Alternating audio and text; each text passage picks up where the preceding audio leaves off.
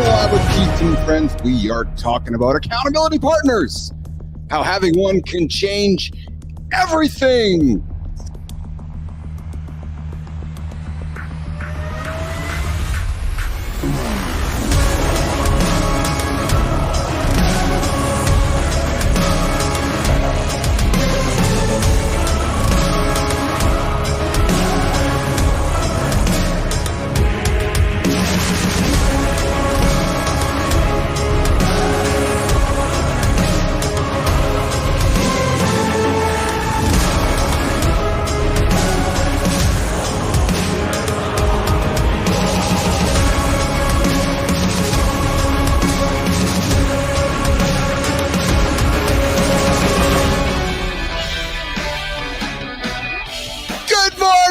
I was waiting for Jimmy to put me on screen. Good morning, everybody. Welcome to Mornings in the Lab, where we keep it real, we keep it raw.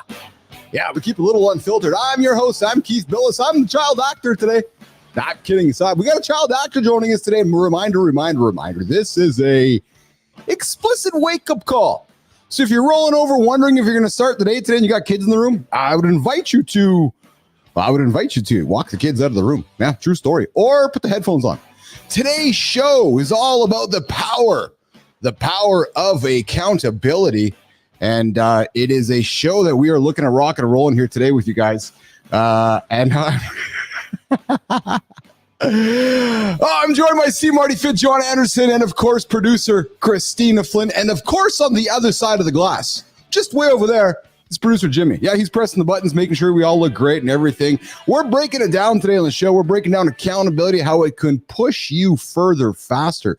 But before we dig into things, nation, I'm going to invite you to smash that like button. And if you're not subscribed, hey, we keep adding a few subscribers every single day. I invite you to do it now and drop a comment below with the goal that you are chasing this week. And before we get any further, all right, team, let's look at what we are working with today. We got Nation. Jimmy, let's bring him up on the screen here today. I'm thinking that we got lawyer Kristina Flynn on the show today. We're in the black power suit, black on black on black. We got Jimmy and we got Johnny in the black. Fuck mental weakness. Maybe I'm thinking That's fuck it, mental. Baby. Yeah, Come there on. you go. Fuck Come mental on, weakness. baby. He's got his uniform on today, the black and the red shirt, the red hat, black glasses. And Marty's got the black, less crunches, more crunches, the traditional red headphones on. And of course, I'm in black on black on black with the black Kangol hat and the brown glasses today. What's going on, team, this morning? How are you guys? What's happening, baby? Doing good, man. What's going on? I'm good. No complaints. Hey, listen, I sat down with one of our listeners yesterday who's been a big fan of the show, and we had a little coffee, and I said, so what are you liking about the show? He's like, Keith, I love when I tune in that I never know what the hell anybody's going to say on your show. And then he says, next thing you know, I'm minutes into this thing, and then John's dropping something, and then I keep listening, and then Marty dropped something, and then I keep listening. Then I'm wondering what the hell you're going to say next. And he goes, next thing you know, 47 minutes have gone by, and I'm sitting with you guys. I'm like, yes, that's the whole point of the show. We got you hooked in. And people are like, what's Andersen going to say next? So what's Andersen going to say next, Marty? Something disgusting. Oh, come on. You got to give me a little more credit than that, man. I'm always saying something clever to get people to think a little deeper than they think they can. You know, I mean, the disgusting stuff is just the disgusting is just the icing on the cake. The cake is all the good shit. That's the pearls of wisdom. And then the cake comes out, and your cutter's got to do the work. This is what's going to happen. Yes, this is what's going to happen. John just went on that whole spiel. Yeah, give it 5 minutes. He's going to say something crazy. Give it 5 minutes. That's it. Hey, if you're just tuning into the show, before you dig in, I invite you to hit that subscribe button because you never know what's coming next. And if you miss the show, you can tune in later because we are on demand. Oh, yeah. So we do a live show, but after that, everything becomes on demand. So listen, I invite you guys to check out the channel here, Mornings in the Lab, and subscribe to it if you haven't. And if today's topic is going to resonate with you, which I know it will, share it with somebody who needs an accountability partner, who needs an extra boost. But hey, Johnny, Marty, Tina, let's get real for a second.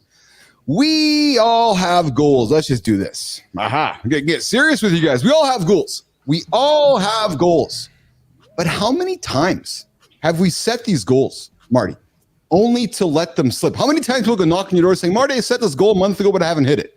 Maybe it's lack of time, lack of distractions, or honestly, There's just actually nobody holding us accountable. Everybody has gym memberships, everybody has all these plans, but there's nobody helping them be accountable. That's why, in my experience, Marty, Johnny's experience, an accountability partner is so powerful. Someone who's not just pushing you, but holding you to your word when you stop slipping. Can you imagine getting that text from Anderson saying, hey, what'd you do today? You're like, oh, I got to do something. I'm telling you, in fact, exactly, Marty. Studies show having an accountability partner makes you 65% more likely to hit your goals. And if you want to get closer to 90%, state your goal publicly. Yeah, come on the show and say, I'm going to do this. That's what Colby White did a couple months ago. He's going to come back in December and say, yeah, that's what I'm doing. So it's not just about checking in, no nation. It's about someone believing in you. It's about partnering up with Marty. It's about partnering up with Bilous, Flinner, Anderson, and saying, hey, man, can you help me? I believe in you, even when you don't believe in yourself. So, John, I got to jump in. I got to jump in right there because you said we'll help you, and that's so true. And what we're going to help you do is we're going to help you be accountable to yourself. So your accountability partner is you, because once you're there, life has changed. Yes. That's exactly it. Marty, what do you think of that? So, Marty, you got people calling you all the time saying, I need help. But I'm going to suspect, Marty, the hardest thing that your clients have difficulties with is this idea of accountability. Marty, you can give them every plan you want in the world, but if they can't execute on it, or if they miss a day and they need the encouragement to get going the next day, you're there. Talk about that power of the accountability partner. Because Marty, we've been talking about this for months now. Remember we did that episode, one of our bigger episodes, how do you break up with your accountability partner? Let's lean into this, Marty. Well, I would say my job is definitely to hold you accountable. My job is to hold your hand a little bit. But I'm not with you for 24 hours. So my job is to teach you the habits to do on your own without me, right? So when you're going in the fridge, you should hear Jon Andersen's voice or see Marty's voice telling you to put down the cookie dough, put it back, let the kids and the wife have it, all right? You need to grab the vegetables and the protein. That's my job, all right? So I can't hold your hand the whole way. But, you got to develop those habits on your own and be your own accountability partner, like Johnny just said. That's it. Good morning, Nikita. I see you here in the stream there. Good to have you here this morning on the show. Hey, if you haven't subscribed to the channel, I invite you to subscribe to the channel. But Tina, looking at you. So since you've joined the show and since you've been hanging out with us schmucks on a daily basis, has this idea of accountability kind of weaved someone in your life where you're thinking about something, you're like, well, maybe, I don't know, because my team might call me out or hold me accountable for it, in love, of course. But Tina, talk about the power of an accountability partner from your point of view. Kristina Flynn. Yeah, I think the saying is you are the 5 people that you surround yourself with. And I think for me, that's become, they say that, but who knows who they are, but someone. I think for me, it's been like, oh, damn. Okay. I have 3 people that I surround myself with every day that I spend more time with than a lot of people in my life. And if they're all doing things that I aspire to do, both from a personal perspective and a professional perspective, well, they're obviously doing something right. And yeah, you begin to, like you said, you see John's face on the eggs in the morning. You begin to see the benefits also. It's not just like, oh, I'm going to get in trouble or it's like you see directly the benefits of that lifestyle and the greatness that it brings the people around you. And then you feel more willing to, because I think for a long time, accountability for me, I was searching for like an external accountability tool. I was like, what's the tool? What's the tool? You know this, Keith, like with ADHD, I was like, I would literally pay for a platform that all of my money filtered through. And if I didn't do my goals, I don't get paid. Like something so dramatic and so drastic to that, because it's so difficult. But listen, turns out all you have to do is find 3 weirdos on the internet to have a show with, and that works. It's true. And accountability, I would argue, is linked as much to purpose. When you wake up and start your day, what's your purpose? Because if you have a purpose, we talk about working backwards. Yesterday's show, we talked about setting a date in the future and working backwards from it. But if you wake up with a purpose, there's one thing I've gotten to know about John and Marty and even yourself, Flynn, is that you guys wake up with a purpose and then you work backwards from that. And Marty yesterday dropped a video in my feed. And yes, Flynn, yes, Anderson, I did acknowledge that Marty dropped a video in my feed. Oh, well done, Marty. How did it make you feel inside? I know I'm supposed to stand on my word. That made me feel good. Good. You're being accountable to the fact that you let Marty know that hey, you got the video. So now Marty can move on with his day thinking, shit, did that little weird son of a bitch get the video or not? Now he knows he can go about his day. And me and Marty had a little moment over the video yesterday. He sent me the video, and we shared some moment over the words. We shared some goosebumps. We shared a little bit of emotion. And Nation, we're going to share it with you guys. So Jimmy, let's switch it up. Let's put the video on. I got the vertical, and then we're going to talk about it. So Flinner and Anderson have no idea what the video is about. Just me and Marty do. And the crazy thing is, when Marty shared it with me, it just floored me because you're like, that dude is saying that. And if anybody who, when you watch the video, like, whoa, okay, I get it. And I'm telling you, if you're starting your day with us, if this video doesn't give you a purpose to get going today, if this video doesn't make you think about accountability, then Marty, somebody has to go find a pulse and or go find another channel. You know what I'm saying? Yeah. Actually, so let's put the video on here, Jimmy. Let's tune into this. All right, let's check it out. Jimmy, I got the vertical. All right, let's do it. Purpose to me, and purpose to me is simply being useful. I used to think I was put on earth to be a wrestler. That was it. I was put on earth to be a WWE superstar.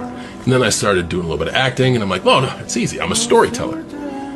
No, I'm a human being, breathing air like everybody else, and I'm significantly insignificant. I'm a grain of sand on a beach in a pale blue dot out in the middle of nowhere. I just want to be useful. Life, to me, is a gift. And, dude, I have, in my tenure, I understand. I have been given lottery ticket after lottery ticket after lottery ticket. I am lucky. I understand my luck, and I try to live each day grateful for the luck. So when the sun goes down, I look at what I did for the day, even if it's relax. Did I earn the sunset? Some days I don't, and I motivate myself to try to do it again, but most days I do. And that's my sense of purpose. So now I have what makes me happy. And I can chase those things. And that's what makes the ride super fun, man. To me. That's fine. That's OD. That's fine. There we go. We have John Cena, one of the greatest WWE wrestlers of all time. No debate. True story. 100%. He's right there with The Rock and all the greats, of course. But Marty, when you saw that video, so I'm going to go around the table here. Marty, when you saw that video, something struck a chord in you to say, oh, man, we got to share that with Business Athlete Nation. I got to share that with Bilous. Let's talk about it. And I thought it was so timely to talk about accountability today and to weave that back to purpose. So, Marty, starting with you, brother, and then moving over to you, Anderson. Marty, what did you think of that video when you saw it, pal? Well, we kind of talked about it yesterday, so that's what made me think about it. You know, when I talked about the small wins are big wins, and that aligns with your purpose. Yes. And so, you know, he kind of was saying the same thing where did he earn, you know, relaxing and watching the sunset? Some days he might not, but that's going to motivate him the next day to get back on his purpose. And that's what it's about. It's the loop, baby. It's the loop. It is the loop. But no, it's just about getting after it and chasing it every day. And you know, you're not gonna be perfect, but the ultimate win will come when you have that mindset. Yes, yeah. Anderson, when you saw the video, what struck you most? Again, and I'm thinking from your perspective, some relatability there because you know you've had a very similar career to what Cena has had. So when you see that, Johnny, what do you hear? Well, I think when it comes down to it, I just love the fact that he's chasing that feeling. He's chasing that feeling he gets when he earns the sunset. I mean, you know, I love to simplify things. When you break your loop down into the most simple format, it's so much easier to execute in a way that A, is going to make you happy. B, you're going to serve yourself, which you're going to serve your loved ones. And when you find this rhythm in your loop, it becomes very satisfying and you become very productive. And it becomes a way of life very easily. It's really, you know, your habits become a system. And now you got a system of life that really serves you. And when something's serving you, it's going to serve the ones you love. It serves your purpose. Yeah. Kristina, what did you hear when you saw that video this morning? I think for me, I go back to a lot of people struggle with, okay, but what's my purpose? Yeah. What do I even do with that? And for me, it goes back to a lot of my work with people. For me, I found my purpose in discovering my personal story. So having the ability to look back and see that there were moments throughout my life that almost seemed scripted. They seemed to make no sense at the time of the decisions that I made and how I made them. And then when you look at them as a timeline, you're seeing, oh shit, it's all been kind of leading to these moments that are in my current focus. And I think that's what I guide people to do is then go back to your story. go back to what are the things that you have done, your upbringing, your personality, early, late education, early, late career, and try to find themes in what you have done across that timeline. In there likely lies your purpose somewhere. And that's a great place to start. Yeah. Good morning, Tangerine. I see you there on I see you there in the feed. Good morning. Good to have you here this morning. You know what I saw on that show? I saw in that clip. I saw a lot of myself in that. And what I mean by that is I saw this whole reminder of this is my purpose these days. I wake up every single day working on creating the biggest morning show on the planet. I wake up every single day hoping to help people achieve their biggest goals. I get so excited when I go to bed at night, waking up this morning for what we do here, regardless if one person shows up or 1,000 people show up or 3,000 people show up. I am loving my purpose right now. And I had a meeting with Kristina yesterday. We were doing some work together, and silently we were just doing our thing. And quietly out of the blue, she's like, there's something really weird about the fact that you're kind of good at this. Like you're this DJ person in front of the camera and the radio. It's like you were born to do this. I'm like, I don't know, man. I just love doing it. I am a big fan, and I wake up every single day like Cena going, yesterday I felt like I was put on the planet to build one of the world's biggest social media management companies. But ever since I've met Marty and Jon and Kristina and got the show on place, this is my purpose. This is my purpose, and I'm loving it. And I love that was a reminder from Jon Cena. And it wasn't an accident, because you then told me a story of how you were a kid that you were like, yeah, I've always wanted to be on radio. And you and I have worked on story together, and you never told me this. And you said, I always wanted to work on radio. When I would go to bed at night, I had my radio, which makes me think you were born in the 1920s. And my parents made me they made me turn it off. So I would listen to it under my pillow. I would listen to the Winnipeg Jets game, the play-by-play and the color commentary each night. Like that to me is like, this isn't a mistake that you're really good at this. There was something identified in you early that spoke to you, and now it's coming full circle. And we're having some fun with it. And we have somebody sitting in the green room who is a child actor. Johnny, you got a quick comment there, brother? Yeah, I was just going to say that I think, this one thing in terms of helping people understand purpose, we start off searching for our purpose. What are we good at? What do we excel at? What can we develop? And we serve ourselves as we become this really good, whatever the thing is.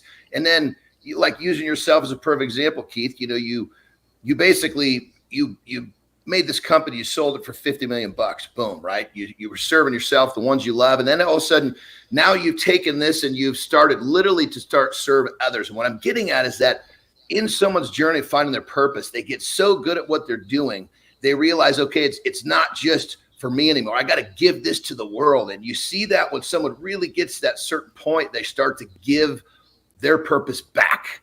And that is more satisfying than we're actually developing whatever skill or whatever the thing is that's your purpose. And it's when you see people hit that point where they start to give back, it even becomes more satisfying. And that's what I want people to understand. There's a whole nother dimension to this thing.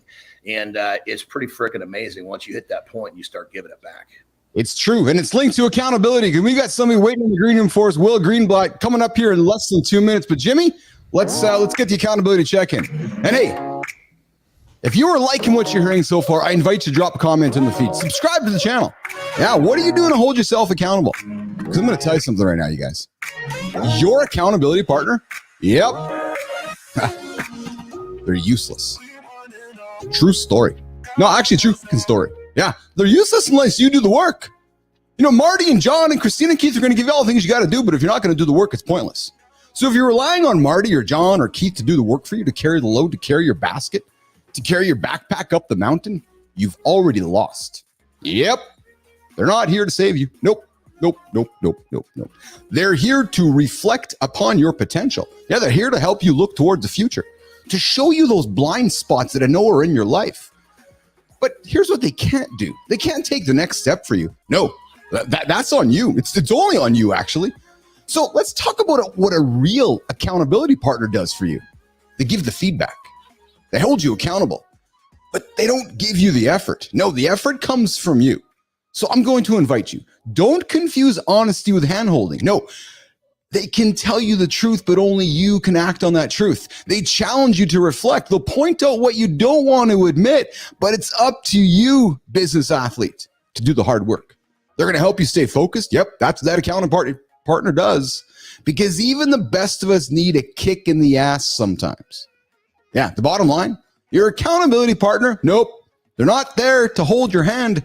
They're not there to hold you accountable to your goals. No, they're there to make you hold yourself accountable to yourself.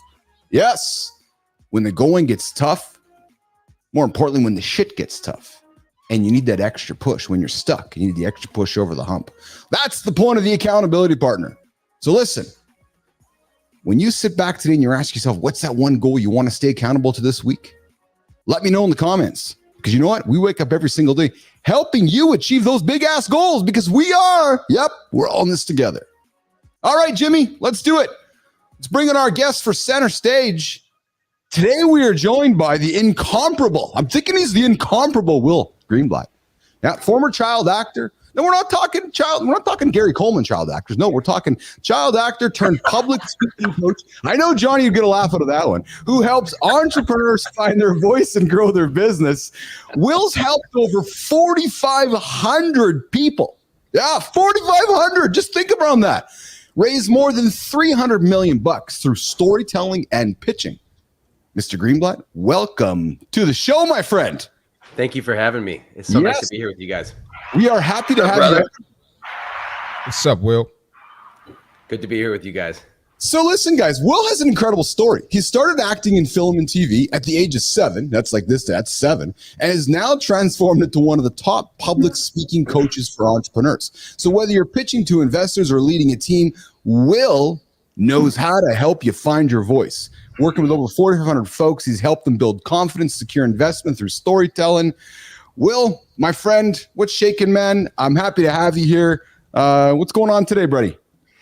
I'm doing great. I'm always up at this hour because I have a 2-year-old. So even though I'm not at my best, I'm up anyways. So I wish I could say it's because of my own intrinsic motivation, but she gets me up no matter whether I want to or not. But it's nice to have a little built-in alarm clock. Yes. You know. And so, yeah, I'm doing great. How are you guys doing? Awesome. We're doing great. Well, we are talking accountability partners here today, Will. And clearly you have a 2-year-old accountability partner that keeps you accountable to your goals, which is her life, right? So it's like, hey, yeah, I got to get up, man. It's time to rock and roll. Can't press snooze on her. Yeah, no, you sure can. Right. I try. As hard as I try, she won't go back to bed. No built-in snooze button on a child. No. That's it. So, Will, you've worked with a lot of entrepreneurs who are brilliant at their craft, but they freeze up when it comes to speaking in public. How do you help these guys, these women, these humans, everybody? How do you help them break through that barrier? And what role does accountability, you as an accountability partner, play in that transformation? Will Greenblatt. I think that the biggest thing with working as a coach, as I think all you guys know, is a huge part of that is the accountability piece, is to go, okay, I can give you information, but information is abundant nowadays. You can find it on YouTube. You can go to Khan Academy. You can find all of the information is out there. What I'm trying to do is say, here's the exercises that I recommend. Now, did you do them today? Did you do them this week? And like an athlete, which is why I was so excited to come on with you, because I make this parallel all the time. You have to train your body to do this stuff. Speaking is a physical act. It's not a mental one. You have to create a mind-muscle connection from your brain to your mouth muscles, to your chest muscles, to your arm muscles, to your leg muscles, to your core, all of that stuff. There's motor patterns, there's kinetic chains, and that takes a shit ton of repetition, you know, in different ways. And you have to prepare yourself for the variety, for things going wrong. So if you're just like, okay, I should articulate my consonants better so that my words hit harder. Great. Did you practice that? Yeah. Or are you just, do you know that you should do that? And then you get up on stage and all of a sudden your mouth doesn't do what you want it to because you didn't practice. So I think the biggest thing for accountability is making sure they do the exercises. But I like to go a level deeper, which is you're not going to do anything unless you really understand why and what it's going to mean for your life. So I really try to start with why, as you know, Simon Sinek, the great book that he wrote about all about that. It's like, and that's what I lacked in school. My teachers never explained to me why we were doing these weird exercises at theater school. And I would always ask, why are we doing this? And they would yell at me. They'd be like, just fucking do the work. You know? And I was like, but I don't know if this is going to help me. And I don't know how. So why would I do this until you've convinced me that this is valuable?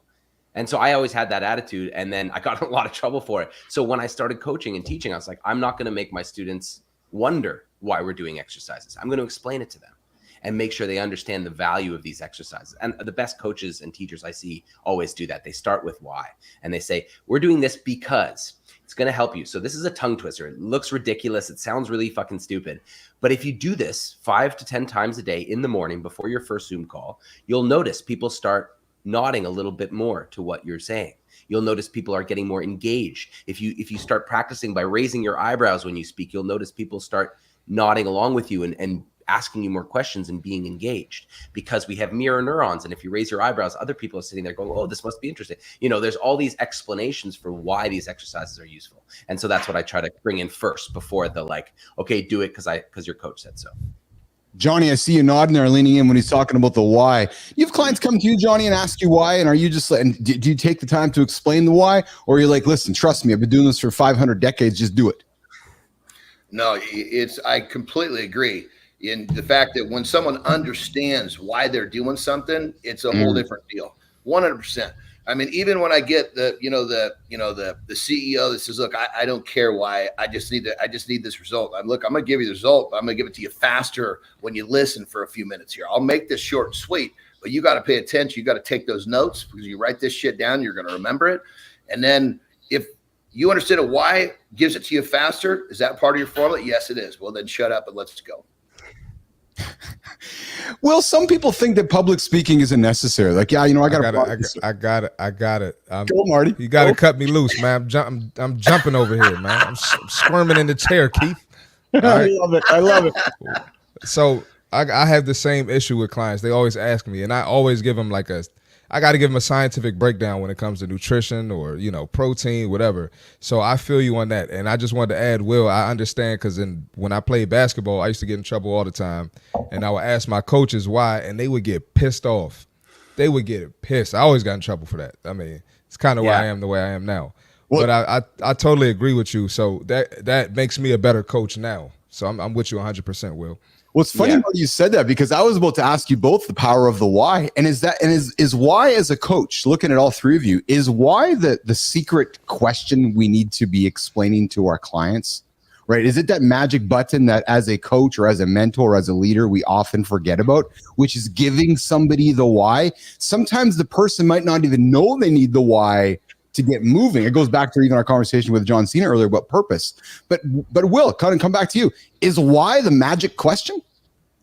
It is, especially because they need to also inspire that in their audience. Yes. So I do a funny thing, because I speak to help other people speak. So it's a funny thing. I have to, and I mean, you guys probably do this as fitness coaches as well. It's like, if you can't do the exercise, they're not going to listen to you. You have to show and prove that. Bingo. You've got what it takes. Walk the walk, baby. Walk that walk. Thank you. Exactly. When I'm speaking, if I'm in a group workshop, if I'm doing a keynote, like on stage in front of hundreds of people, like if I suck, then why would anybody want to work with me? So I have to demonstrate that I'm doing it. And part of that demonstration is I have to start with my why, the why for them, because they're going to need to do that for their audiences when they get up on stage. If they can't trigger the why inspiration for their audiences, then they won't get the same engagement. So I think coaching, teaching, public speaking, they're all the same. I mean, you asked about the purpose of it, the necessity of it. It's about convincing people. It's about persuading people. And it's about creating human connection with other people. And what could be more important than that? Mm-hmm. Like what could be more important for our happiness, for our health, for our longevity, for business success, for personal relationships? They're really, to me, obviously I'm biased, but I really don't think there's anything more important than being able to create human connection, both one-on-one, but at scale as well. For your personal brand, for any shit that you're trying to get done in the world, you need people on board and you need people to be excited. And so I think the why is usually what triggers the excitement, and then the excitement will trigger action, which obviously is what you want. Yeah, the magic word is why. And if you're loving what Will is saying and what Marty and John are saying, I invite you to hit that like button and tell us in the comments, what's your biggest fear? when it comes to public speaking. And if you're ready to level up your pitch, you want to get your pitch better ready, you want to get better at doing what you're doing, I invite you to connect with Will over on LinkedIn. He's the guy you need to talk to. And Will, we got Tangerine, who's apparently seen all your movies. She's like, hey, I've seen all of Will's movies. So that's awesome. Or Tangerine, I appreciate you joining us here this morning on the show. I see you, Denisa. I see you, Kaylin. I see everybody there on the show this morning. I feel like I'm doing romper room this morning, Kristina. So listen, stick around. Will's going to come back later for deep dive. We're going to get into more about accountability partners, how it's helped shape Will's career. And we're going to continue digging into the conversation with Will Greenblatt in the deep dive. But before we do that, we got a segment we call the CMartyFit tip. Christopher Martin, CMartyFit, has got something for you guys I think you want to pay attention to. Marty, what do you got for him, pal? Got some good stuff today, man. Yes. Come on, man. Yeah, get off the screen, Keith. All right, we got today we're going to talk about knee pain and how you need to handle it and what you need to do when you experience it. So the first thing you're going to hear from people is stay off it. I don't know why, but that's probably the worst advice you can get, all right? But the problem with it is the inactivity can definitely make things worse. When you stop moving, the muscles around your knee get weak. They get weaker and weaker. So this is going to reduce the stability and it's going to increase the pain, right? So usually you'll come back stronger when you start moving these muscles, all right? And what else you should do is strengthen them, lift weights, do squats, do deadlifts or form a deadlift, RDLs, do things of that nature to strengthen the muscles around, right?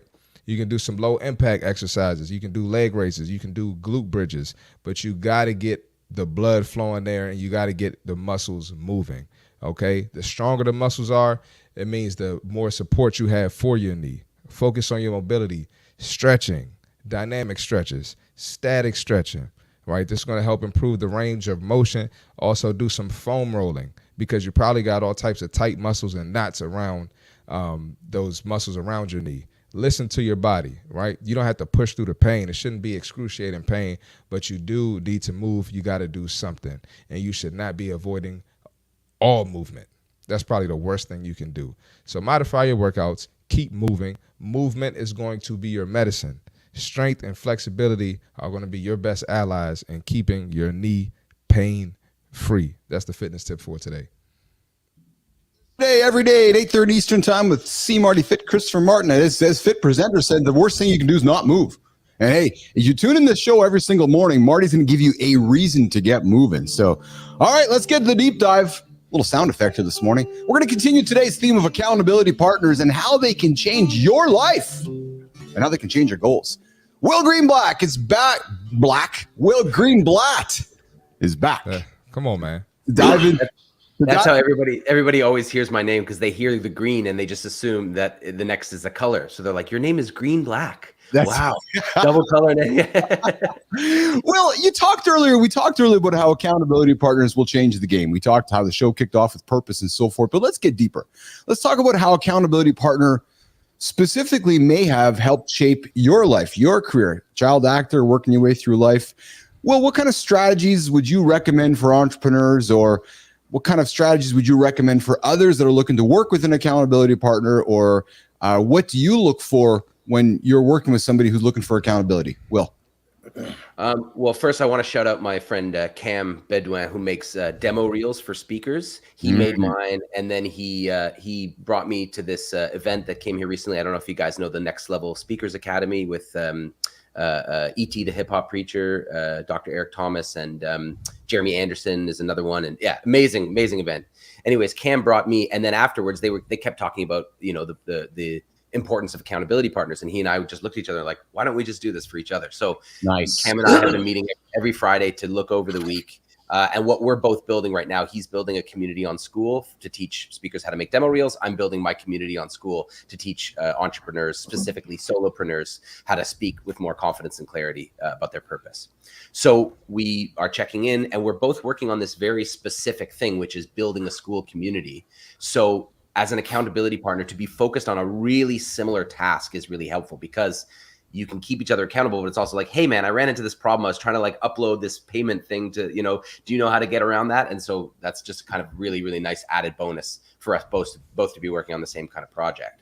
And if you'll allow me, I want to go back too, because I had a piece of advice in theater school that truly changed my life, and I want to share it because I found it so helpful. My dad was an actor. That's how I got into this. And he was responsible for a show called Two Pianos, Four Hands. I don't know if you guys ever heard it, but I think it's still the most successful Canadian theater production of all time. And his partner on that show was called Ted Dykstra, who came and worked with us at theater school in third year. So he knew me. He already knew me because he watched me grow up. I had to crack a joke there, Will. Sorry, I didn't hear it. What was it? The crickets? Yeah. Okay, my bad. Yeah. Okay, so this guy knows me since I'm a kid. He sees me at theater school. I'm missing rehearsals because I think I'm the shit. I think I'm so good. I don't need to be on time. I don't need to prepare. So I get in and I'm underprepared and I'm late. And he looked at me and he's like, fuck, let's stop the rehearsal for a second. You want to be the guy who's good without even trying. But think how great you could be if you did try. And it hit me like a fucking spear in the chest. And I was like, oh my God, A, he's right. B, I'm a piece of shit, like going through all that, But it really gave me permission to start to work and develop a work ethic. And so to this day, I still procrastinate. I still find myself not wanting to do the work, but I always think back to that of going it's not cool to be good without trying. I used to think so. I used to think the worst thing you could be called was a try hard. That's what, kids used to say at high school. It's like, oh, you're a try hard. Look at you working. Look at you doing homework. Look at you practicing, after the game's over. Look at you showing up early to practice. And so that all those negative messages about actually trying hard seeped into me. But to this day, I go back to that piece of advice. I'm like, okay, if I want to be good at something, there's no shame in really putting the work in. In fact, that's where all the praise should go, not to natural talent. You know what's crazy, Will, about your comment? Marty, you talk about Kobe all the time, or LeBron. Could you imagine if somebody was calling out Kobe for being a tryhard? Oh yeah, you try hard, you're shooting hoops, you're shooting. Seriously, right, Marty? Like when we reflect upon greatness, it's one thing to hear Will say that, somebody calling him out saying, yeah, what are you, a try hard? And I'm thinking about that because Johnny, you as a father, me as a father, sometimes we look at our kids, and me as even a kid, sometimes going, geez, Keith, if you would have worked for that, you would have got an A. You just showed up and you got a C, right? And that's what I'm hearing Will say, right? And I can't. So we talk about doing the boring activities to have success. Well, that's just trying hard, isn't it, Will? Yeah, and people don't want to admit they work with me because I'm a speaking coach. They think there's something wrong with it. It's really? So funny. Yeah, it's really interesting. People think public speaking is the only thing people expect you to be good at without any training or practice. Wow. But real quick, isn't it like one of the number one most feared things in the general public? Yeah. But then at the same time, okay, it's the most feared thing, but I'm going to be really good and I don't have to try. What kind of sense does that make?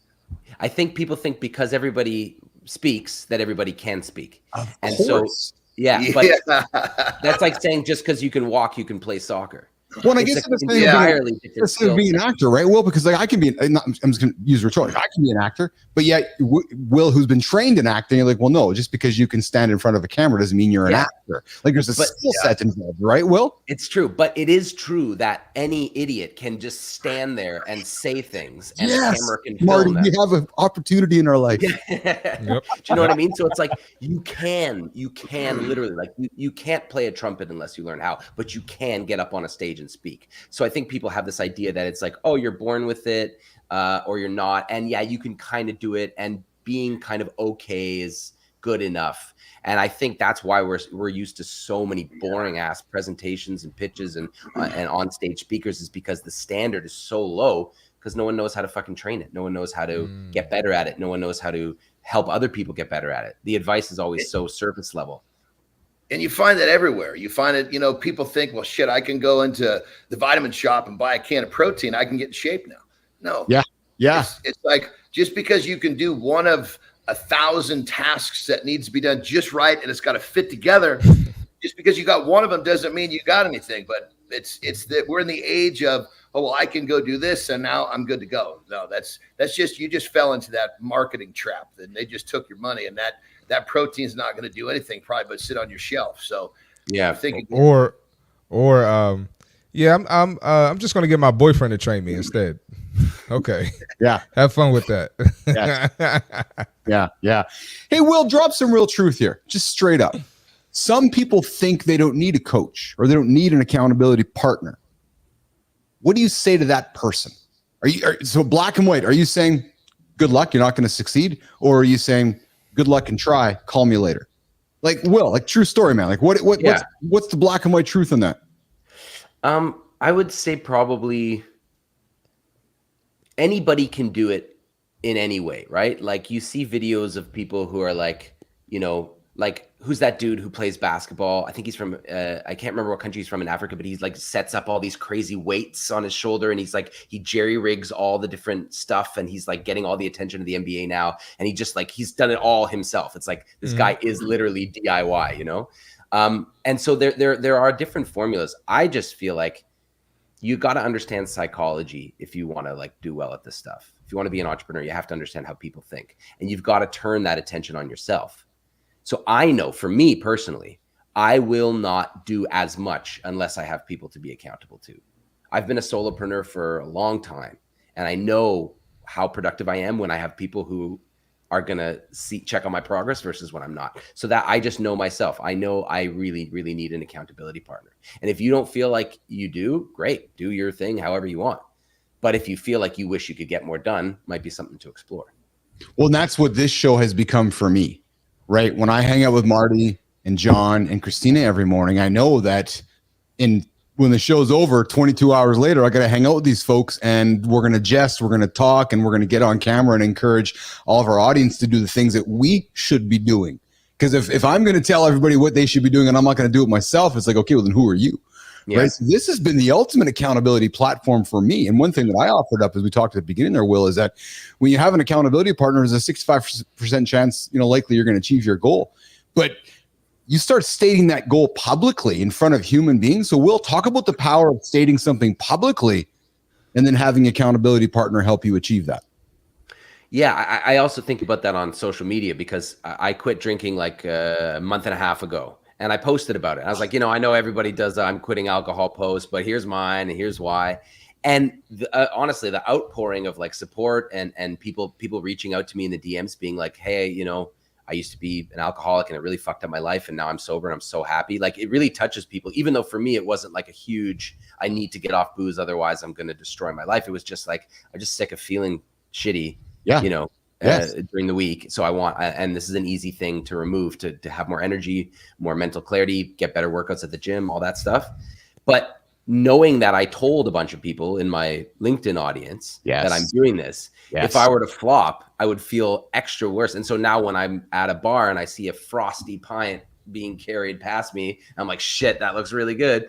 I have that extra motivation to be like, well, I don't want to look like a liar in front of a bunch of people. So, well, and what just happened here, Will, right? It's now October 16th, 2024, and you've just taken the last 90 seconds of your time to publicly articulate that you have stopped drinking. So you now have Business Athlete Nation knocking on Will's door saying, good job, brother. We're holding you accountable. Yes, they're going to come for me if I fuck up. Yeah, and it's not about not doing it. It's just a matter of, well, maybe I'm not choosing not to, right? So, but Jon and Marty, I want to come to you guys with this pointed question as we kind of create this bite here. Marty, can somebody achieve their ultimate goals without an accountability partner? Yes or no? If you're not ready, no. I'm on this one, baby. Go ahead. I say no, because technically you're your accountability partner. Mm-hmm. So you're always going to have one. You're always going to have one. And I think that's a necessary skill that people don't talk about. Mm-hmm. You got to learn how to hold yourself accountable. You can't just expect someone to hold your hand all the time. So, Yes. Yeah. Johnny, what do you, brother? Well, and I totally agree with everything that's being said, but I think there's so many elements within this that I think the more people understand, the better. Using myself as a perfect example. If I keep myself in a position where I'm growing, where I'm improving, my interest is high enough, it is so easy for me to be accountable to myself. If somehow I get into a position where I become bored with what I'm doing, I somehow lose that growth factor in my journey, that's when it gets difficult. So people that are bored, that are not really feel like they're growing and changing, it's boring. And if it's boring, it's difficult. It's extra hard. I mean, some of the most difficult mornings I ever have is when I don't feel inspired in my journey. So think about that. find a way to keep yourself inspired. And in many cases, that means that you're learning, means that you're constantly, gathering information to grow as a person or whatever it is your goal is. So just factor that into the equation. Yes. Well, Will, John, Marty, I like subliminally, I find myself being held accountable by you guys because I know when the show's over, John's going to work and so is Marty. And I know if I show up tomorrow and I'm not putting in the work, I'm behind them. So it's like being on a team, isn't it right? It's like being on a basketball team, Marty. When you go to practice, you're looking at your colleague going, well, fuck, he's not putting in the work. Or you're thinking about the off season. You're going, okay, well, Bilous is at home today right now. He better not be sitting on his ass being a lazy soul. He's got to be putting in the work. Right. So this has been a wonderful piece of accountability for me by doing the show here. So Tangerine pops in and says, every time I'm here, I'm inspired and motivated to move and do things and learn from here every day. There's always words to ponder and absorb. So I thank you, Tangerine. And Rick, of course, our Rick is always joining us here this morning. Good to see you, Rick. As a former teacher, I noticed that when I checked my students' homework, they did it. And when I stopped checking, they stopped doing it. Accountability is magic. And Tangerine comes the oldest trick in the book right there. It is. Yeah. Will says, I'll be following your page and channels from now on. And I have a friend who always said, inspect what you expect. Right. So if you're expecting something, go back and take some time later on to inspect that. So listen, the takeaway here is simple, nation. Having someone hold you accountable keeps you on track and keeps you focused. It's about showing up even when you don't feel like it. You're rolling over everything. I don't want to do it, man. I don't want to do it. But Will's doing it. I got to do it. So Will Greenblatt, thanks for joining us here this morning and sharing those insights. And for those that are listening and feeling like they could use some help finding their voice or improving their public speaking, you know who to talk to. You got accountability partner in Will Greenblatt. But Will, before we wrap up, how can Business Athlete Nation connect with you and learn more from Will and what you can offer? And I got to tell you right now, man, Marty, John, we're going to have Will back because I can see his energy, I can feel his energy, and I can know we can talk much longer about this. But until that time, Will, how can Nation connect with you and how can they learn more about what you offer, Will Greenblatt? So I just launched my community yesterday. We had our launch event, which was fantastic. So if people want to check out Speaking Heroes, it's the community for solopreneurs looking to become confident and clear communicators. I'll drop that in the chat if that's cool, and maybe we can put it in the show links. And then also my LinkedIn is the best place to get in touch with me, where you can also find my weekly newsletter, which I do for one kind of essay deep dive on a public speaking, communication, and storytelling topic each week. Awesome. Will, thanks for coming in, pal. We'll see you again here. Thanks, guys. Appreciate it. Thanks, Will. Absolutely. We got Shelly Spence coming in this morning. Good to see you, Shelly. We got Fit Presenter saying, Fitzling, I'd be sleeping if not for you, troublemakers. Yes, Mike, we love having you on this morning. And we have Tangerine saying, expect what you expect. And Will, Tangerine saying, you got to come back here. And again, of course, I got my lovely Lauren saying, if you're not accountable to yourself first and foremost, you are going to fall off with time. And there's absolutely nothing but truth with that. But hey, if today's conversation is hitting home, hit that like button. Tell us in the comments who's your accountability partner. And if you need one, come talk to us. Come talk to myself, Marty, John, Kristina. We will help you reach your most audacious goals. But hey, coming up, don't go anywhere. We got this guy, Jon Andersen. Come on, baby. He's going to give you something provocative. Jimmy, let's get him up there, pal. All right. The lifestyle tip for the day. Think about this when I say it. Most people will train the body. The elite also train the mind. There's so many people that don't understand how these two are kissing cousins. But the part about it is the disobedient one of the two is the mind. So you've got to train the mind so that you can have better control of the body. When you're getting ready to go to the gym, your body's not telling you, hey, I don't want to go to the gym. It's your mind that's telling you, hey, here's the reason you shouldn't go to the gym. Well, how do you start to train your mind? We'll make it simple because I love to make it simple. It's all about taking small steps.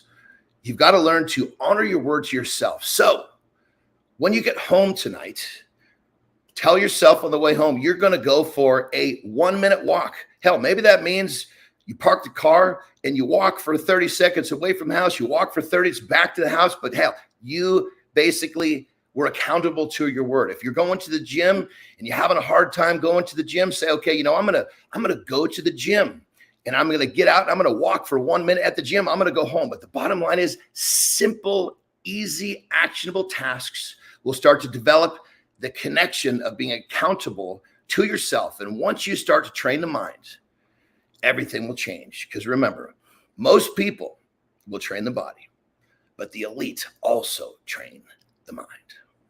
Rock and roll. I'm hearing that one. Accountability is not difficult, nation. It's actually not. You just got to do it. And you got to do it again. And then again.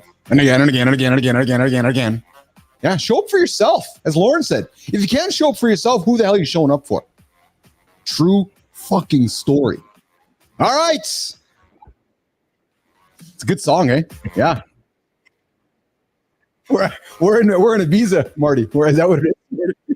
All right, coming up, it's time for the protein break where we break down the best post-workout fuel for muscle repair and growth. Today, we're bringing in our... Is that the goat? There she is. There she is. That's the goat? Oh, That's man, it. she's back. Come on. Yeah. We have our GOAT. We got Jory Jansen, the greatest nutrition expert in Canada, North America. I'm thinking aloud here on the Mornings in the Lab with Keith and Friends. She's here to help us. Yeah, true story, guys. She's here to help us through what we should be eating after a workout to speed up recovery. As I was putting together today's topic, I'm sitting here going, okay, John, Jory, Keith, and Marty, what are we eating after we work out? Some people don't eat. Some people eat meat. Some people eat carbs. Some people crush a protein shake. I just want to throw the conversation on the table today. John might have a different point of view. Marty, Jory, let's talk about this idea about after my workout, how can I hold myself accountable to eat something properly? Jory Jansen. Yeah, I love the accountability talk. And one of the things that I first look at when I'm working with someone is what's their narrative. So what I mean by that is what is their talk? What are they telling themselves? What are they sharing with me? So someone, are you more heavily thoughts? Are you a thinker? Are you a feeler? I'm a feeler and a wants. So I feel deeply and then I want to act right away. So if you're someone like that, then you're probably like that around food too. And so just understand your narrative. How do you share with people? What's your talk? Are you more negative, positive? Not that you're a negative person, but are you someone that looks at risk and really evaluates it? So you're going to think about it. You're going to look at, if I eat this and the outcome. Are you more positive? Glasses half full? Well, you know what? I can do this and I'm going to be okay. And later on, I will get back on the train of where I want to be. So really, what you're going to do depends on your own self-narrative. Once you get that figured out, then you can move to the next steps of, is it a protein shake? Is it more like smoothie? I like my high protein pancakes. I've been doing that for 20 some years. Everyone that works with me knows about those. So it's my favorite. Right. And it's so easy. You don't need any supplements if it's something that you're worried about, because some of the athletes that I work with have to be worried about that. But really figuring out where are you at and then what is the outcome? Are you looking to actually recover because you've got another workout in your day? You need a full balanced recovery snack before the next 24 hours because that matters. Are you working out once a day? And if it's early in the morning, you've got a little more wiggle room, but the uptake of nutrients will happen quicker within that first, window of opportunity within that first hour, right? So really figuring out your self-talk, keeping yourself accountable to your goal. What is the outcome that you're looking for? Are you working out once a day? Are you working out in the morning and you've got to be on for the rest of the day? Are you working out in the evening? Because that's when you can fit it in. So then you're probably not going to eat a big recovery meal. It's going to be a recovery snack. Talk about nutrition timing. Yeah. We do training and you said, my lift is done. It's 9 o'clock in the morning. My lift is done. Should I be eating something right away within the hour or 2 hours? Like talk to me about, and I see Johnny nodding as well. So Jory, hit you first and Johnny come in after that, but talk about that timing window. Like I'm done working out. Is my body saying, feed me right now? Or is my body saying, nah, just take some time and enjoy the rest, Keith? It's yes to both. And so I like the idea of fueling to some degree afterwards. And my reasoning is that then you have more control for the rest of the day. The longer you wait, then hangry comes in, and then you have less control, especially if you're wants oriented and you're going to react instead of wants oriented and keep it through. So I think it's if you can get it within that window of opportunity, even if you have 24 hours to recover, it's ideal. The nutrient uptake is quicker during that time frame. Protein, yeah, for sure. And again, it depends. Are you, training for your triathlon, a high carbohydrate intake is also going to be important. If you're training to just increase that lean muscle mass, decrease body fat, let's focus on the protein. Some carbohydrates, that helps with the protein intake as well. But yeah, you have to look at what is it that you're training for, fueling for. I want to add something. All protein isn't the same, right? There's there's efficient protein that's going to like aid your muscle growth, and there's protein that's really not going to do anything. So I had a client, and I asked her what she having for breakfast after the workout this morning, and she said Greek yogurt, and because it has 15 grams of protein in it. And I told her, like, that's not bad to eat, but you probably want a more sufficient source of protein. You see what I'm trying to say, Jory? After a lift session. So can you expound on that a little bit? How just because something says protein in it doesn't mean that's all you need. You do need a good amount, and probably a more efficient for muscle growth. I was thinking more of like eggs, maybe a source of meat, because she's not like a vegan or anything like that. So. And I say yes, and also I'm going to say yes to your client. And the reason is that, overall, unless you're like an elite athlete, not just elite in business, but elite athlete, you're looking at overall energy availability. If you want to get the muscle gain, if you want to get the recovery time quickly, it's going to be energy availability. So that's fancy terminology that the IOC uses for getting the calories you need in your day. At the end of the day, you can eat your protein, but if you're not hitting the calorie mark, you're not going to be as efficient, and you're not going to reach your goals as quickly. So, if we're looking for muscle, we're looking for that amino acid leucine, and you're going to get that from a variety of food products, especially animal proteins, right? It's going to be easy to target that. So the Greek yogurt is a great start. And then what are they going to have within the next couple of hours? Maybe it will be that the eggs or something like that. And that's why we like our high protein pancakes, right? They've got both in there. And it's an easy way. So if you can food combination things, then you're likely going to meet a variety of nutrients and hit that, but at least it's still a start. My biggest one is when, especially women, but they're like, well, I hit my collagen. I put my scoop of collagen in. I'm like, collagen has its role, but not necessarily for muscle recovery. We want some other amino acids in there, not just the collagen. So yeah, I agree. We're looking for that higher leucine intake. That's an amino acid, but I think it's still great progress. And then also that's how I work. But I do hear what you're saying, and I agree. Yeah. Johnny, look to hear point of view, brother.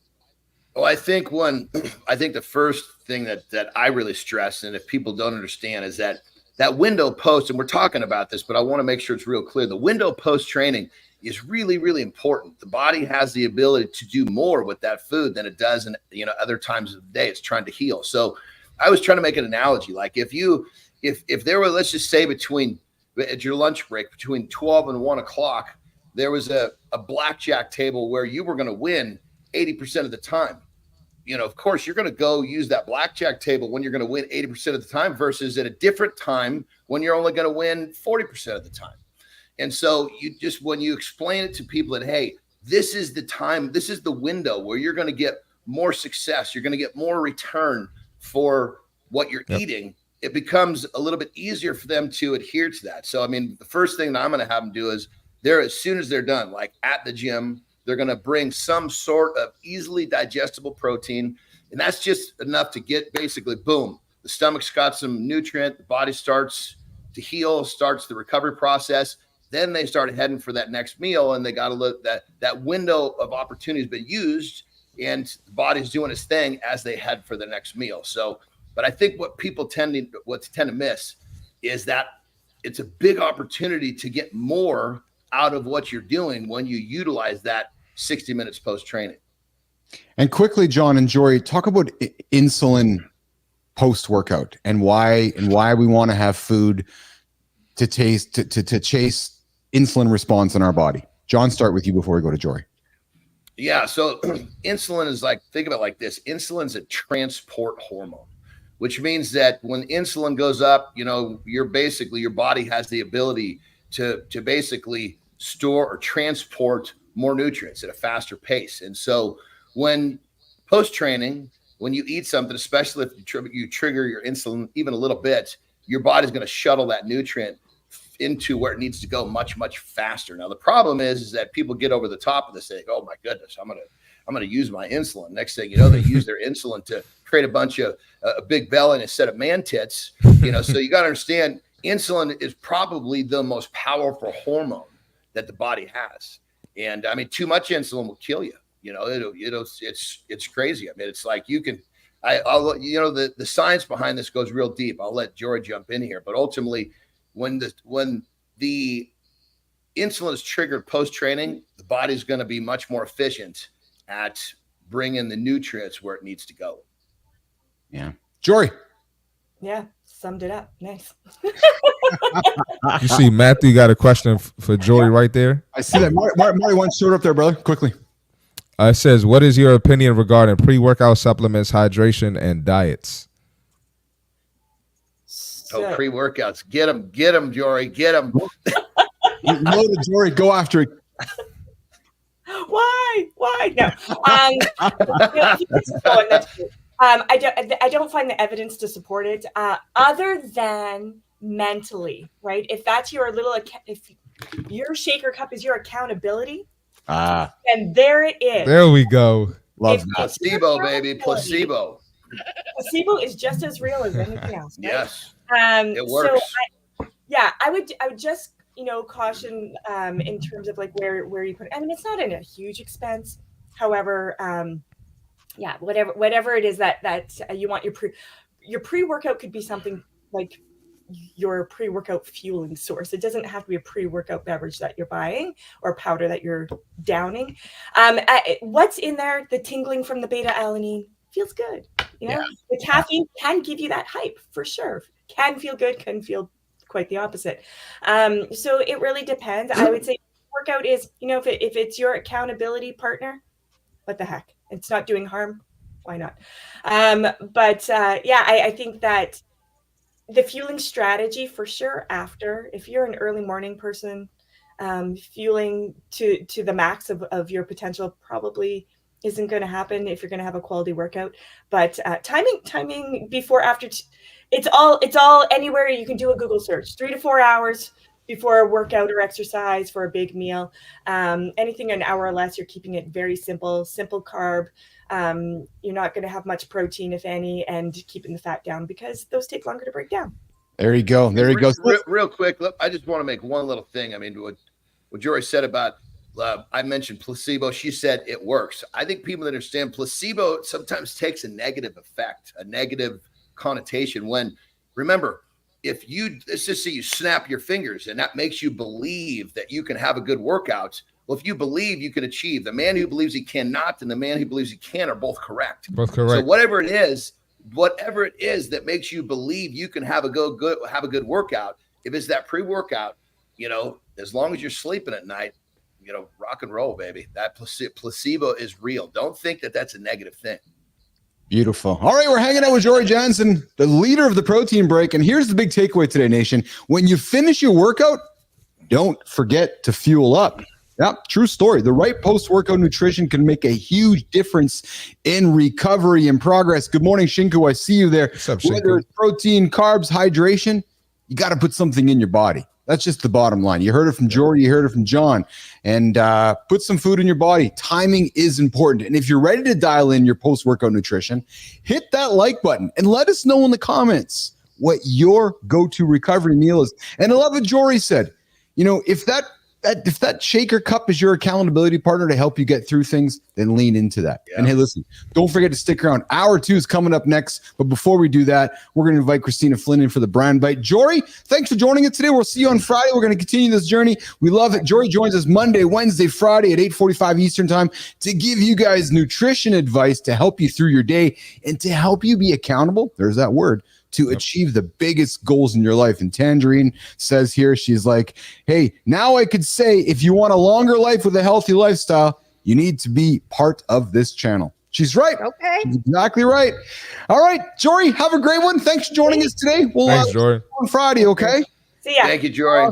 Awesome. All right, guys, let's bring the Twitch in. Yeah, we love that sound effect. We got Coach Flynn coming up to do the personal brand bite before we come back for hour 2. And I got something for Jon and Marty. Jon, Marty, is sex or running healthier? Coming up, Morning Loop Reloaded. But before that, why is it just directed towards them? Why can't I talk about his sex or running healthier? Well, Flynn's going to be part of that too. So she's got the personal brand bite, Kristina Flynn. Let's do it. Let's do it. Let's do it, folks. All right. So I want you to do me a favor. I want you to stop searching for purpose outside of yourself. We have all been there. Another new course, another new Ikigai exercise, a values worksheet, a vision statement process that somebody puts you through. Every expert has their version and their special sauce. And they'll all tell you the same thing. You need to be clear on your direction. You need to be clear on your purpose. But if you want, or in order to build a personal brand, but real talk, if these exercises were so good, if they were really that good, why have we done like 10, 20, 30, 50, 100 of them? If they were that good, they should tell you your purpose. I'll tell you why. Because you don't trust yourself.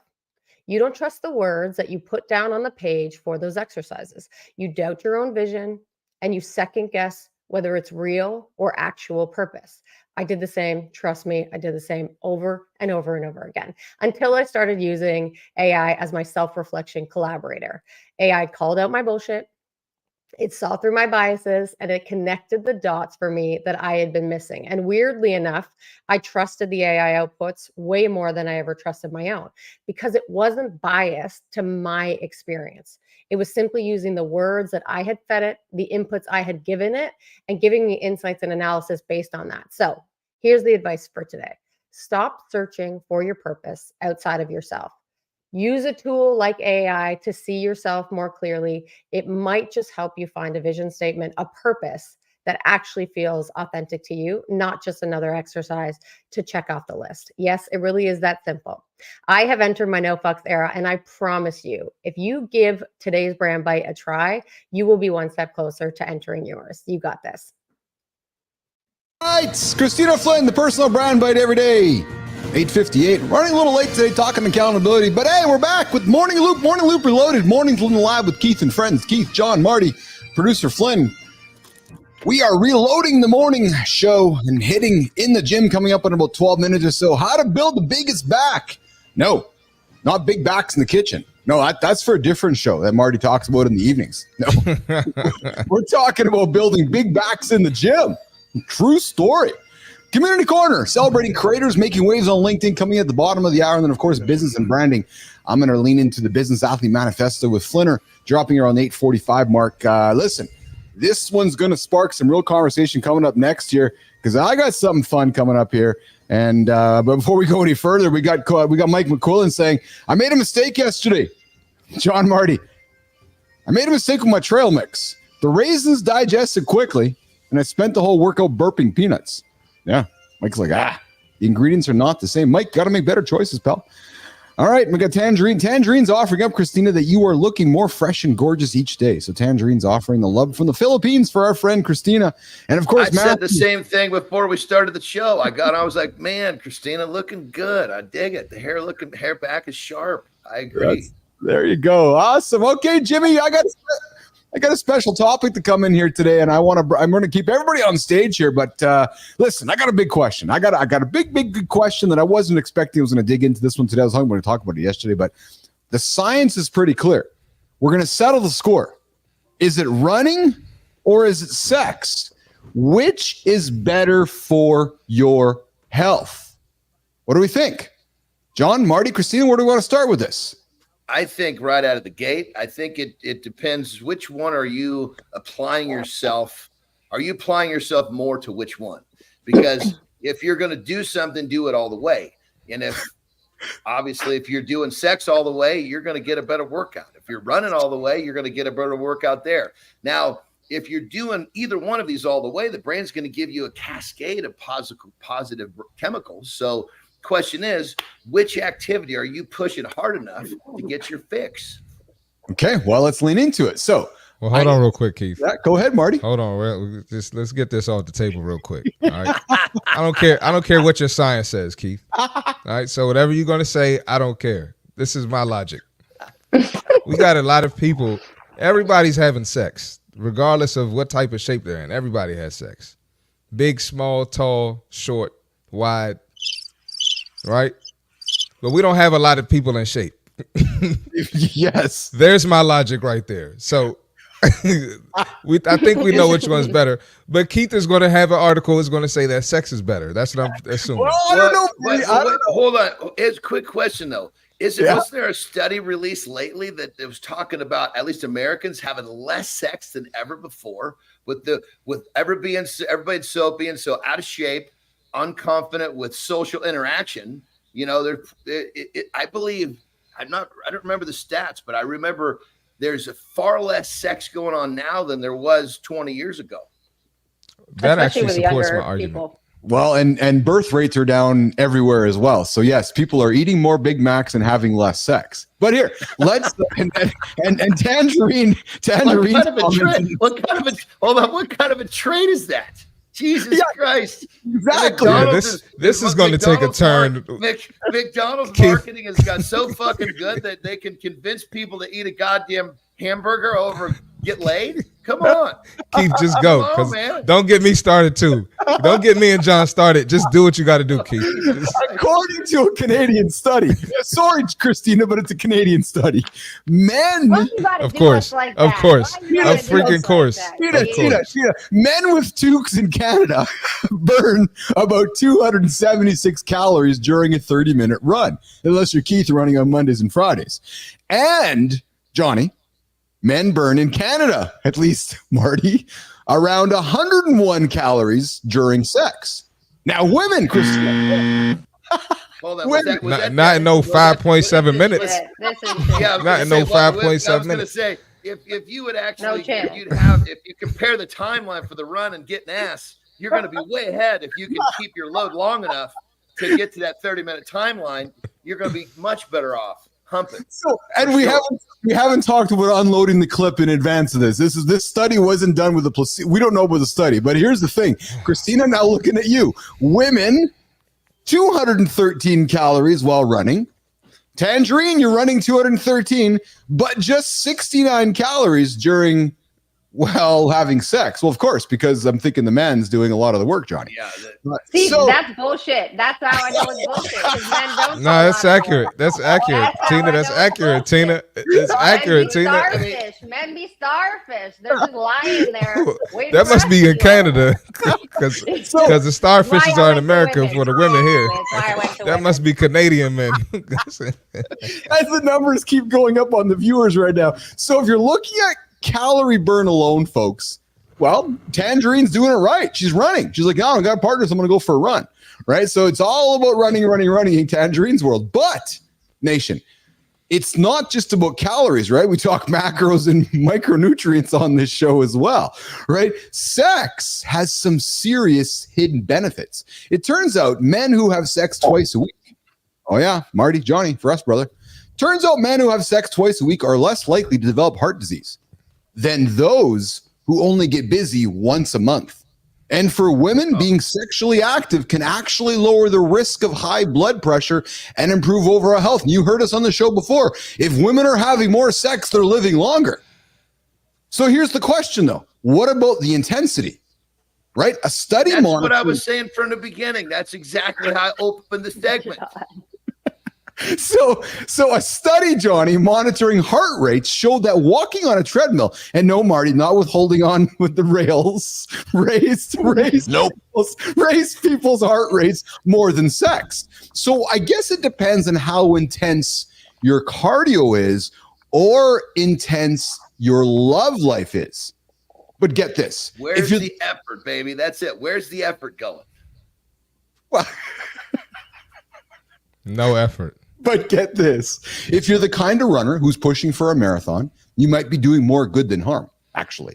Running can strain your heart if you overdo it, while sex is pretty low risk. Yeah, true story. Unless you're engaging in the kind of wild escapades that Jon Andersen does about, then you're in the 0.6% chance of sudden death. So maybe moderation is key here. So whether you're lacing up your running shoes and going for a run or getting down for business in the bedroom, the reality is that both running and sex releases endorphins. but only sex releases the oxytocin, aka the love hormone. So that ultimately, nation, is the stuff that makes you feel connected to your partner. It helps you reduce your anxiety, boosts the intimacy. Running, on the other hand, Marty, releases cortisol, the stress hormone. So if you're overdoing the running, you could actually be increasing your stress levels and dealing with sleep issues. So sex might win in terms of what's healthier for mental health and relaxation. There is no might about it. There is no might 100%. about it, for the love of Christ. Jesus Christ, what is wrong with people? I even make that comparison. Here's the thing. What most people, well, I shouldn't say most people, way back when I was running, right? And I was always running for some sort of a time. That last couple of minutes, I'm digging. I'm trying to finish that run hard. Well, if you're playing your sex game like you're playing your run game like that, you're going to have some, I mean, it's like you finish your run, you're looking for the oxygen. Where did it all go? Well, if you're playing your sex game like that too, you're getting, I mean, goodness gracious, you can get all the fun and all the work and all the good chemistry in one place. I mean, listen, come on, there's no comparison here. That's it. Marty? I know some people that they can't walk up a flight of steps, but they always having sex.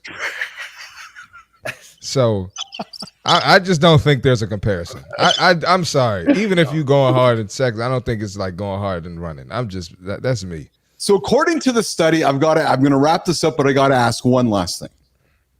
Does size matter in this debate? Because according to Dr. David, the guy who orchestrated the study, the reason men burn more calories during sex, and well, Marty, look at John, is because they're typically bigger in build. So do we need to start sizing up how much everyone's putting in, or is it less about calories and more about quality over quantity when it comes to both running and sex? And let's not forget the immune system benefits here, team. Regular sex can boost immunity, while long distance running can actually weaken it. So, Gonna ask yourself today, what's it gonna be? Do we trade in the running shoes for a romp in the hay? That's the question you need to ask yourself today when you hang out with your partner, your accountability partner. I can tell you one thing. When Terry time comes along, if I said, honey, do you want to run or do you want to hump? I can pretty much guarantee you what she's going to say. So run. Run or hump. Nope. So here's the takeaway, nation. While running might burn more calories, the reality is this: sex is doing a lot more for your heart, your mood, and your immunity. And as Dr. David from the article says, if you're fitter from running, well, Marty, I'd love to see John running, actually. It can actually lead to better sex, a stronger core, better endurance, and hey, ultimately, better, more intense orgasms. So I think the ultimate question is this: why choose? Do both. Yeah. We learn both. Yes, and HIT improves longevity. HIT improves your premature ejaculation. So, gentlemen, get up, get your ass out of bed, get to the gym, and go love your wife. Go love your partner. Go love your significant other, and go hit it. Hit it in a gym. Hit it in the bedroom. Hit it, baby. You doing hit all over the place. The fuck? We some hitters. All right. We're hitting, baby. We're hitting. We're gonna move us to the in the gym segment with John and Marty. We just talked about what it's better to run or go for sex, and how we arrived at the end of the conversation was you got to do both. Yeah, start your morning with your partner, go for a run, and do it again later on in the day. But listen, let's talk about building a bigger back. Marty always talks about building a big back the wrong way. If you tune into the best fitness show happening in the evening in North America, the CMartyFit podcast, is going to talk about building a bigger back the wrong way, in the kitchen, at the buffet table. That's not how you build a bigger back. No, we're going to give you some advice right now with John and Marty in the gym, how to build the biggest, strongest back hacks with John and Marty. How to hit it hard and build that back. Hit it hard, right? Is that what we're talking about? We're talking back shots with John and Marty in the gym with John and Marty. Get me out of here. Get me out of here, man. Please. I was about to say something else, but Tina's going to kill me, so I'm not going to say it. Shortly. All right, John. So let's talk building the back. We're gonna hit the back. How are we going to hit the back? Well, I think the number one thing that people tend to realize about the back is a massive muscle, massive. Yes. I mean, yes. And I think there's a lot of stuff that the back gets a lot of work in a lot of ways that people don't understand. People think about, lat pull downs. They think about rows, and there's nothing wrong with this stuff. This is all good stuff, especially the pull up. The pull up is like one of my favorite ever exercises. Oh yeah. But what they tend to not realize is, any variation of a deadlift is also going to work your back. Yep. And some of the biggest backs on the planet were made through deadlifting, not through doing lat pull downs, not through doing pull-ups. And so like when I was really clicking in my strength career, what I would do is I would warm up with a couple of failure sets of pull-ups. In those days, I could, even though I was over 300 pounds, but I could knock out 35, 45 pull-ups. Now I wasn't going to failure, but I was just filling that thing up with blood. And then I would go to deadlift after that. And between, because ultimately you've got two different angles. There's when you're pulling down, and then there's a rowing motion. And a deadlift is going to really, really it's more of a static movement. It's because you're not actually rowing when you're deadlifting. It's just supporting all that weight. And so I guess the main thing I'm getting at here is you got to understand how big the back is and recognize that you can get a lot of back work in other movements. And the reason I bring up the deadlift, because so many people avoid it, but they don't understand what they're avoiding. And then another thing too, anytime you're looking to, target a certain muscle, those compound movements, like a deadlift where you target more muscles, it's going to allow you to pull more weight, which is going to work the muscle even more because you have the capacity to pull more weight on a deadlift opposed to like a lat pull down. So that's actually a good point. And then I'm gonna ask you a question too. So let's say, because even like let's say you work in chest, and I guess the antagonist would be back, but on the way down, your chest is working, but your back is kind of working as well, so the gravity doesn't just pull the weight down and hit your chest. I think that's I've even felt my back sore on chest days sometimes. Has that ever happened to you as well? Well, and just so everybody understands what Marty said, totally correct. So when you're doing heavy bench press, the muscle that keeps that bar from falling and hitting you in the stomach or coming back and hitting the rack, the back is what's doing that. The back is what's keeping that bar aligned where you want it to be. So when you're really, really going heavy on a bench press, your back is working. There's no question about it. Like when I'm doing standing overhead press with a bar, my back is working like a mother, man. I get sore as hell. My lats will get really, really sore from a standing overhead press. And so I brought that. I was just going before you finish. I was just going to say I brought that up just to show that even on compound movements on your antagonist, when the back is the antagonist, that's working your back as well. I just wanted to add that in before you finish why I brought it up. Yeah. And I think one of the things that people tend to not understand about the back is because it's so big, you can work it from so many different angles in so many different ways. And a lot of times people tend to get into the rhythm of doing the same thing over and over when with the back, there's so many things that you can do, so many angles. There's so many different angles of, say, a pull down. There's so many different angles of a row. Constantly change this up because you have this wide array of angles and all of them are going to work. You're silly not to be constantly changing. There are other muscles like, say, the bicep. There's only so many things you can do for that bicep. I mean, you could shorten the range of motion. You could do a few different exercises, but the back is going to get work from so many different positions. Have some fun with it. You should never get bored training your back. And that being said, you could, whether it's, we talked about changing rep ranges, we're talking about doing shit backwards, but with this one, you can literally just pick a bunch of different shit every time and just constantly be changing what you're doing. No, absolutely, man. And even, you can get real complex with the back, like even on lat pull downs, or if I'm doing, bent over rows, you can switch it to single arm, that single arm lat pull down. Oh my God. So you can get super creative. So you have to, so you definitely have to lift heavy. Talk about rep ranges too. So you lifting heavy. What should the rep range be? And then if you want to get some endurance in there too, you need some endurance, some muscle endurance to build your back as well. So talk about those rep ranges as well. Absolutely. Well, I think that's if you got to understand if we're going into say like the deadlift, right? Or because we're promoting the deadlift for the back, you got to be careful going heavy there because people hurt themselves all the time because they don't know what they're doing. So you want to be selective.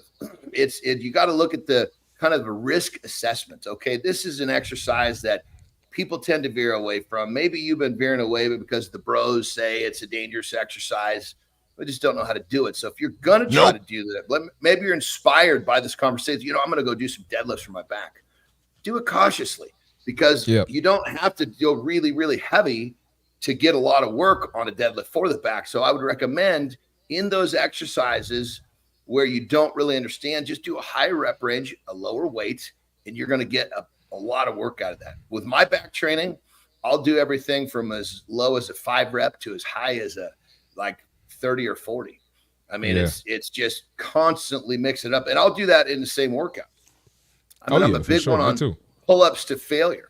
And at that point, I don't know how many reps I'm going to get. I just know if it's in the front of the workout, it's going to be more. At the tail end of the workout, it's going to be less. But either way, I got a great workout. So constantly change those rep ranges, constantly change the exercises.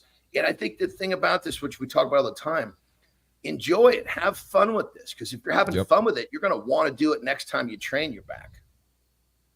Yeah, and I think you should keep those once you find something you like, you should keep it consistent for a while. Allow your body to respond to it, allow your body to get some results to it from it, and then switch it up.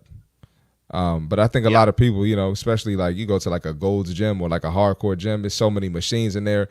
People just be trying different shit. But no, keep your back workouts consistent. And then, Johnny, talk about working from different planes. All right, so talk about the bent over row, talk about the seated row, talk about the lat pull down or pull up. Talk about the different planes.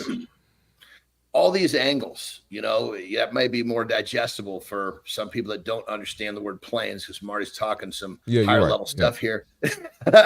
But angles, I mean, you can even like a lat pull down. If I'm going to do a lat pull down, the first one is I'm going to sit in there with my feet behind me. So I'm really upright. So it's a straight pull. And it's because you're only activating those lats. You're not as strong, but that's okay. It's not about, I'm not lifting to see how much I can lift. I'm lifting to get that muscle work. Then I might switch it up to where I'll put my feet out in front of me, which is how you see most people do it. I'll lean back a little bit, totally different angle, but it's, again, you're working the back, but you're getting a different angle. It's a different stimulus. It's even good for your mind because all you did was change your position a little bit. It feels differently. And then people tend to like it because they're stronger when they're leaning back like that. But I mean, angles is everything with back because it's such a big movement. You got to constantly change those angles. Like say for the chest, you got your flat, your decline, and your incline. And realistically, you could work all the angles in between, but it's a smaller muscle, so it's not quite so important. The back is massive. People refer to the back as slabs because it's slabs of meat on each side of your back. And that big muscle takes, it can. Another thing we should probably mention, Marty, is the back can take a lot of work. The back will take far more work than say the tricep because it's such a big muscle. But at the same time, you don't have to go and try to overdo it. Just get in there, enjoy yourself, constantly rotate the angles, which Marty said, the different planes, and enjoy it.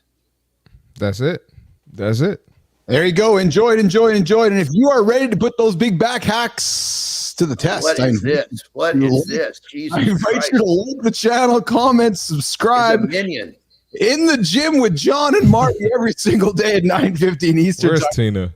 Gym advice to help you guys achieve the biggest goals in your life. And hey, listen, we're going to wrap it up. Coming up in a few minutes, we got the community corner with myself and Kristina Flynn. We're celebrating a creator, but before we leave, before we keep moving, Jon and Marty got some commitments to roll on to, but we're going to quickly go around the table and talk about highlights from today's show.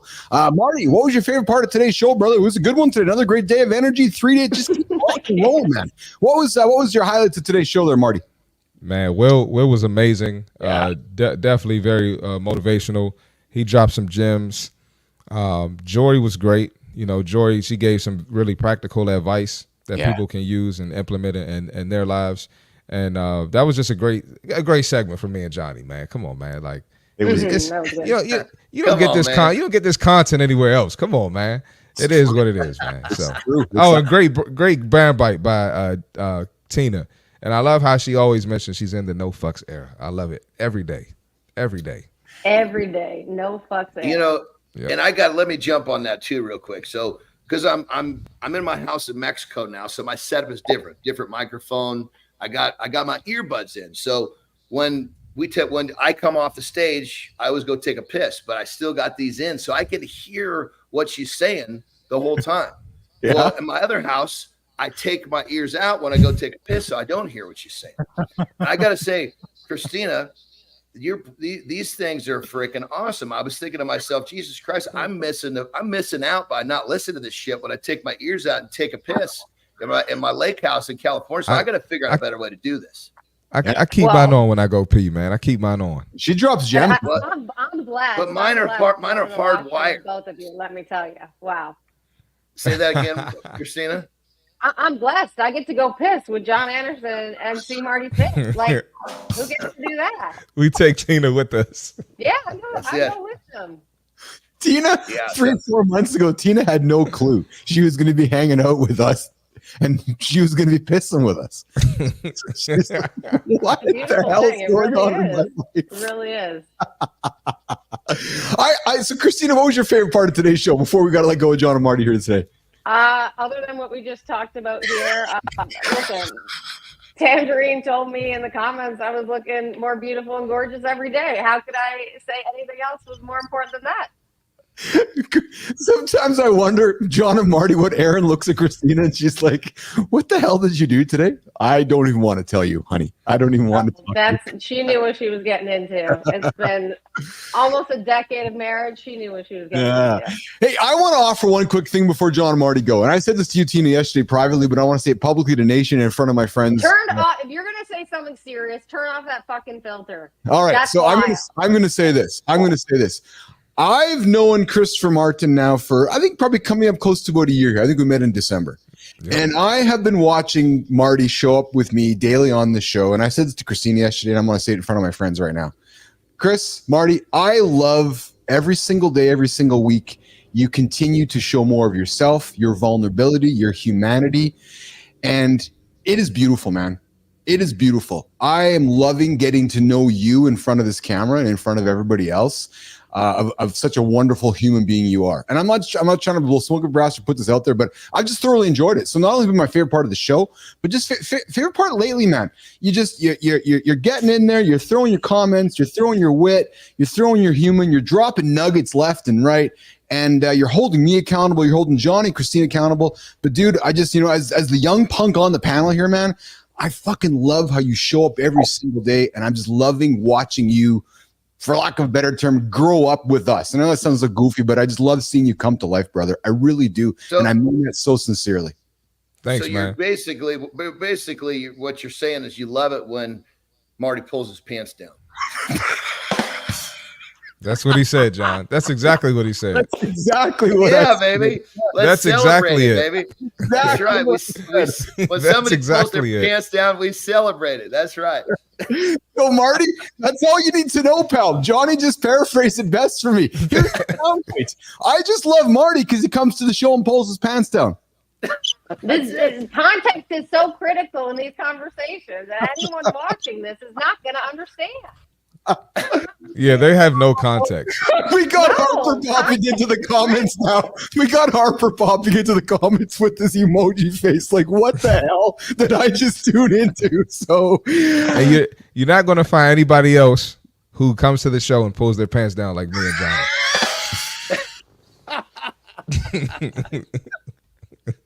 We're the best puller downers. There's something very, very liberating about pulling your pants down. It's liberating to pull your pants down. Coming up next week in the lab, the week of robes, wondering what the hell we're wearing underneath the robes. Oh my God, I don't know about that one. So, and then Harper saying, Harper agreed, I just arrived at pants.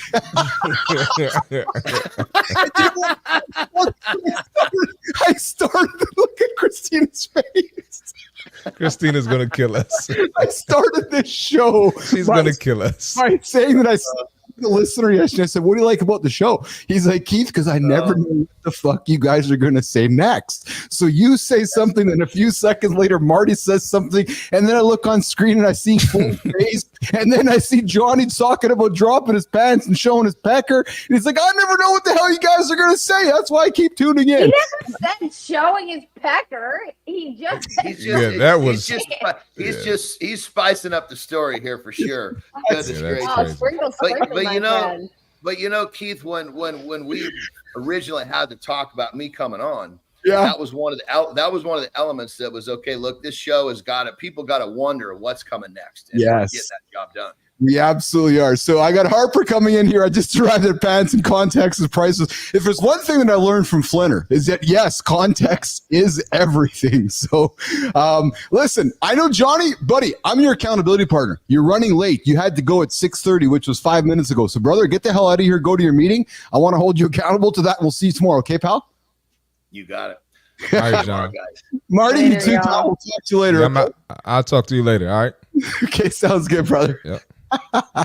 Oh, Flynn just left with you, me, and producer Jimmy hanging out with us. I know, y'all just do that, and now I'm left with you. I've been abandoned by my you know what my lovely bride has to live with on a daily basis, right? So, but listen, all right, it's now. What you say with Aaron. Yes, Lord. All right, so now it's time for the Community Corner segment where we celebrate the amazing creators that are making an impact in their communities. And the community that we've been focusing on a lot as we've been building up this platform has been LinkedIn. And yes, we have every intention of spending time celebrating creators on X, on YouTube, on Threads, on Instagram, on Substack. But right now, all of our effort has frankly been spending it on LinkedIn. And today we have somebody who stands out on LinkedIn and somebody who I've been following on the platform for over a year. And Kristina, when you put this person on the feed here this morning, I didn't know she was coming. I was like, yes, good choice. I'm excited about this one. And I've seen the work she's been putting in. I think a similar.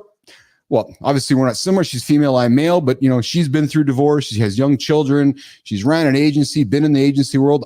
I've been through divorce. I got 3 children. So there's some similarities there, but I've really enjoyed watching her journey, Kristina. So when you put her up here today, I'm like, yes, great choice for today's Creator Spotlight. I know this person shows up every single day.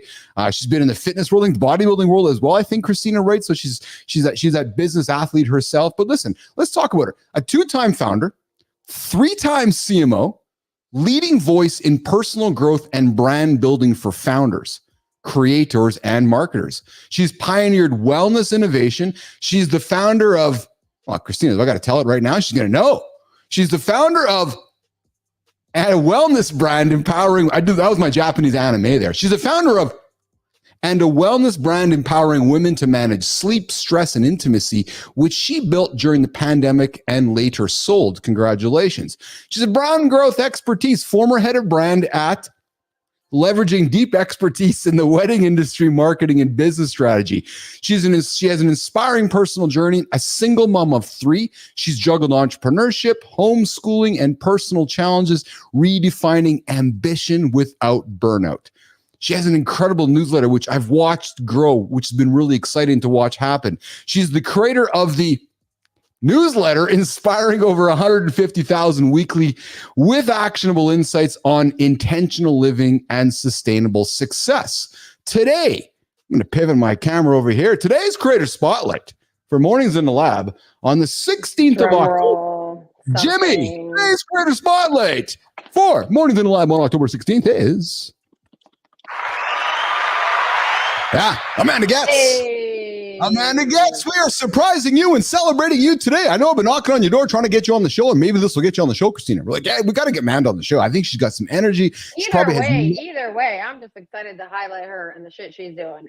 I agree. But what I'm suspecting, she has nuggets of knowledge that I know our community would love to hear from Amanda. But hey, that aside, let's take some time to celebrate her. And Kristina, why don't you highlight why we are celebrating Amanda Getz for today's Creator Spotlight from Mornings in the Lab with Keith and Friends? Kristina. Yeah, well, like you, I've been following Amanda for quite some time, since my days as a tech founder. She's been such an inspiration. She gets shit done. She talks about all of the good and the bad, which I really love about her. She talks about her personal story a lot, and she teaches you a lot of the lessons that she has learned. She's actually showing parents, and we've been able to watch her journey along the way of getting to that blended lifestyle. I don't like saying balance. I like to say blended lifestyle. Like, how can you have 3 kids like she does and build businesses and build brand and do it successfully? How can you acknowledge the fact that every day is not going to be the same? Every day is not going to be easy, and still show up and, like we've talked about today, be accountable. I think her perspective is really, really interesting, which is a key part for anyone building a brand. It's not just what you say, it's the unique perspective that you bring to the table. And it's just been really fun to watch her growth. I've learned a lot from her. She's very, very inspiring to me and many other folks. And I thought that she just deserved like a really big congratulations for being able to do that, because it's not easy. It's a hard game, and she's doing it really well. You know what I find about Amanda when I watch her content, Kristina, is that I've never met Amanda just through the comments on LinkedIn. It appears to me that she practices what she preaches. And what I mean by that is you see a lot of creators talking stuff, but then you wonder if they actually live it and do it.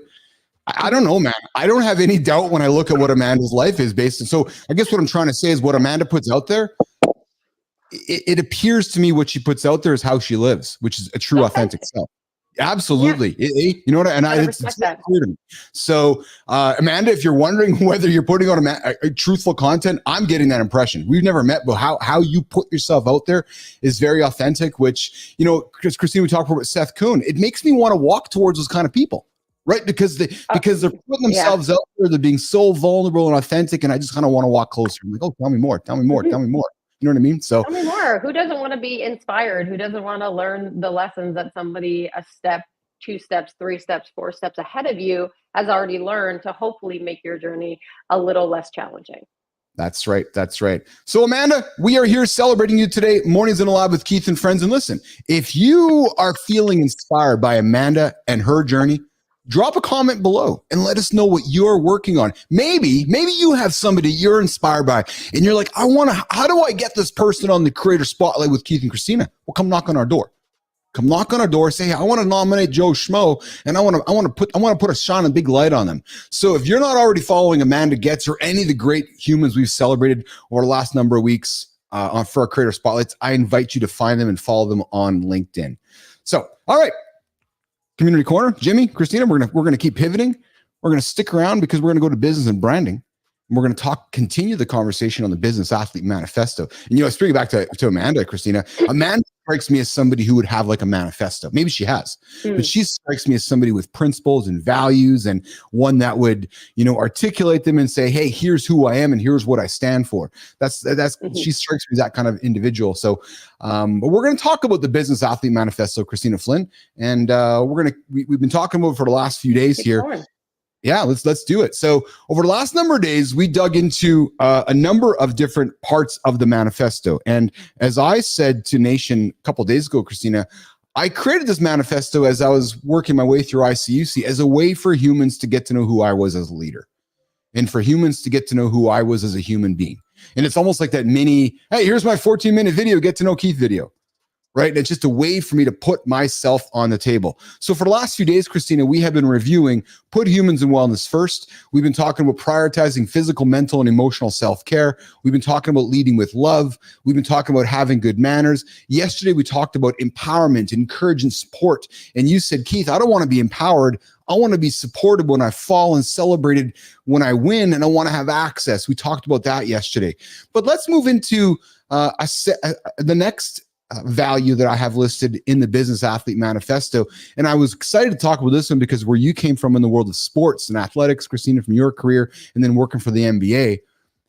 And Kristina, it's this idea about competition. For me, being a business athlete is competing. And when we say compete, I don't just mean against others.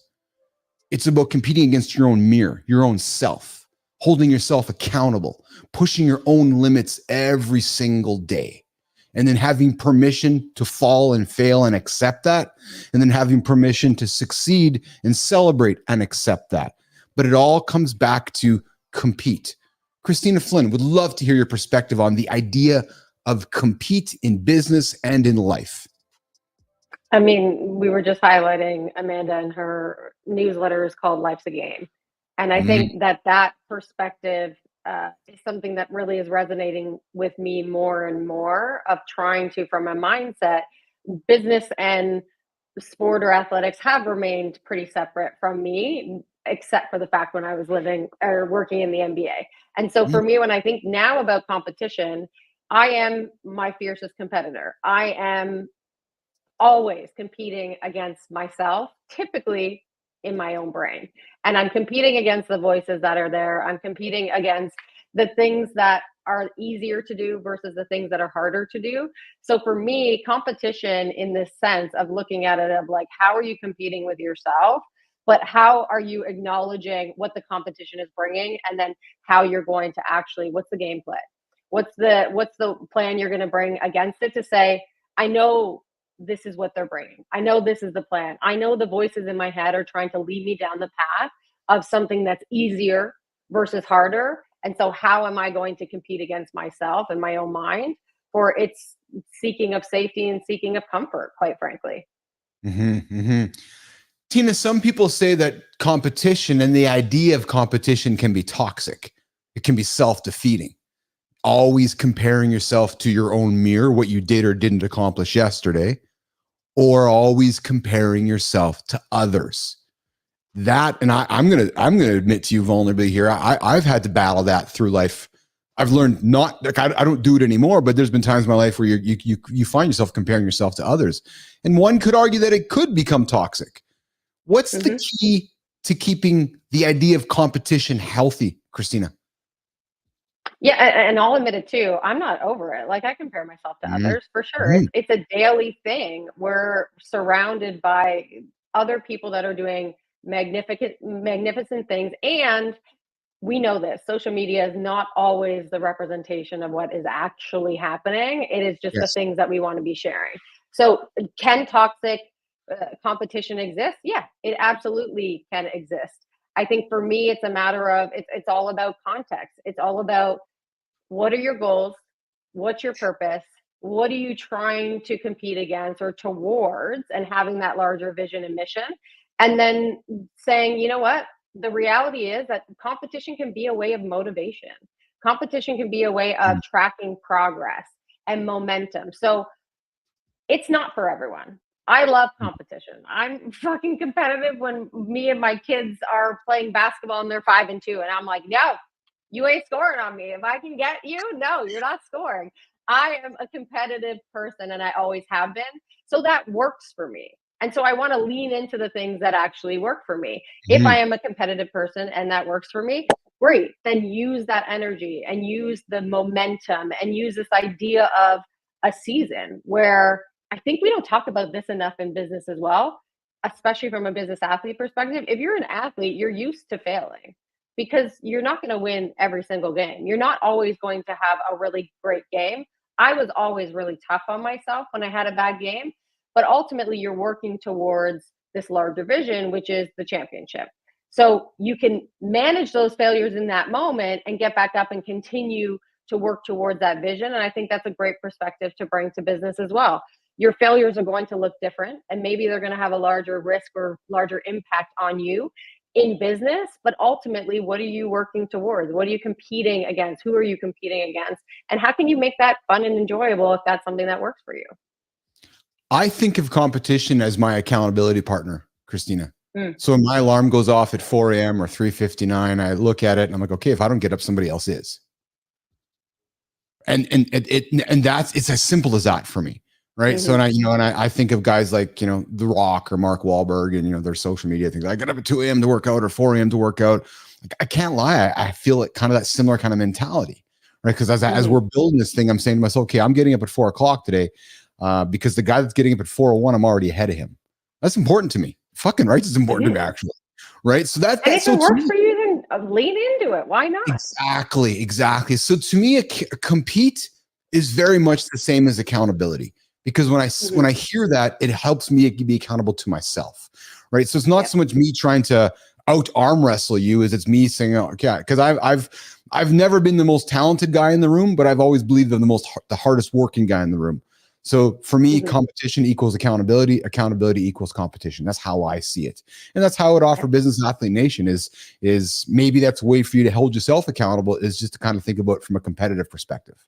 Right. So let's continue. Let's continue in the manifesto, Kristina. And what we're going to do today is we're going to knock off 2 today, because I'm really enjoying this. And we're going to come back with the next one tomorrow. But here's the next one. The other C word. And as you've gotten to know me, I think you know how much I love this one. The other C word in being a business athlete in our manifesto is this idea of curiosity. Be curious is all about staying open, asking questions, and seeking new ideas. But to me, Kristina, being a business athlete and seeking curiosity also means seeking listening and understanding. I love the idea of curiosity, because you can never be wrong or you can never be right with curiosity. You can just simply be curious, and there's never an end to it. So I love that. And I think that, I don't know if we as humans talk about it enough, or if we place enough emphasis on that value. But for me as a business athlete, or for people that are in my orbit, it's important that you know how curious I am. And I think that's a really important attribute. And I'd love to hear your perspective on the idea of curiosity and balancing curiosity with action. Kristina Flynn. Yeah, and that's a big one for me. But what is curiosity and how does it play a role in my life? For me, I'm an incredibly curious person. I want to know why. I want to know how things work. I want to know. I love the work that I do because I am so curious. I get to sit down with people every day and I get to say, let's talk about your life. And now when I meet people, I'm always like, how did this happen? Like, how did you get here? I'll ask, my barista, like a local coffee shop, how did you get to owning this place? How did you get to like being in this position? I'm generally quite curious. The challenge that I have had is, how do I actually take that curiosity and either let it inform what I'm doing or not? Because not everything has to feed your larger goal either. You can just be curious to be curious, and seek information is a very good thing. So how do you take that curiosity, make sure the things that you want to push your goal forward are there, let them fuel that, and then actually act?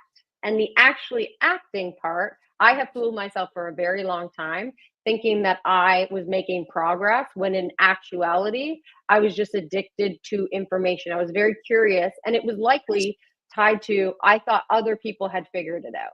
I thought other people had the answers. And like we were talking about earlier, I was looking for the solutions external to me versus getting curious. And what I keep telling folks online, get curious about yourself too. Get curious about your story. Get curious about the reality that what you're telling yourself and the story you've been telling yourself may not be reality. So what is reality? This is great, because as I've gotten to know you and we've talked to get to know each other, curiosity can also kill you. And not literally, but 100%. Because it in many ways it can kill your business. Yeah, because it prevents action often. Curiosity will get in the way of action.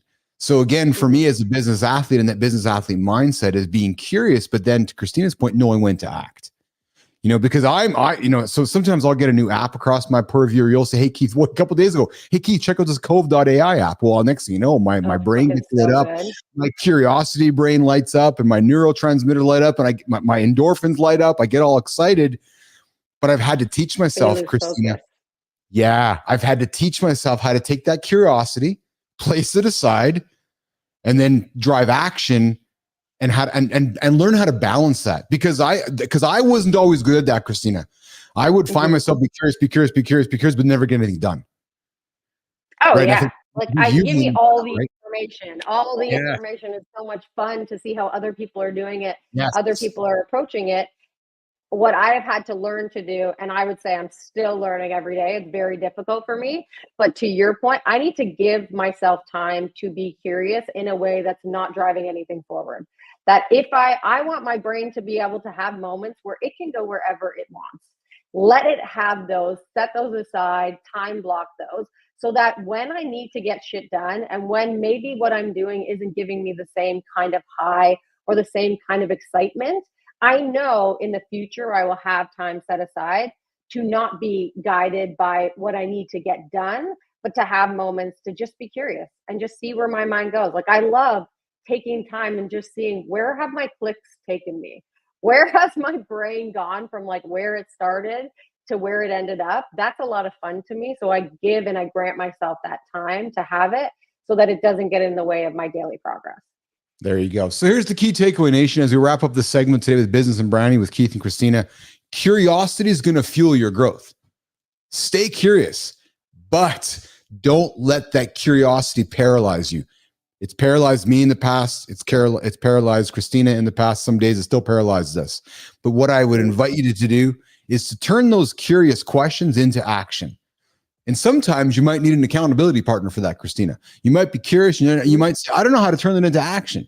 Well, that's where we come into the Business Athlete Performance Lab, where we are here to help you be accountable to reach those big, audacious goals. So we started the business and branding segment leaning into the idea of competing with yourself, competing with those around you. And I used the idea of competing to hold myself accountable. We then talked about this idea about being curious and how curiosity can also paralyze you. But more importantly, if you can find it within you, curiosity can also spark action. So we're going to wrap up that part, Jimmy, of today's Business Athlete Manifesto for the Business and Branding segment with Keith and Kristina here today. And Tina, another great show. You know, we've been every day we reflect on our shows here, and we are now in, it seems like, this great little rhythm, right? And I'm excited about it. I'm excited about the rest of the week's shows.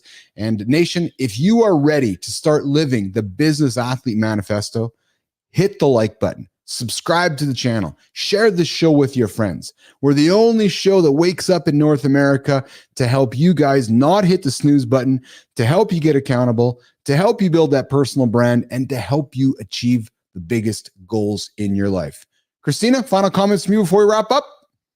I know the action I need to take is fucking sorting this window out so that every day at 9:56 in this segment, my face doesn't get all jacked up from the fucking blind. So that's my action for today. If I come back here tomorrow and I still have this artistic representation on my face, I grant you the permission to just kick me off the show. How about that?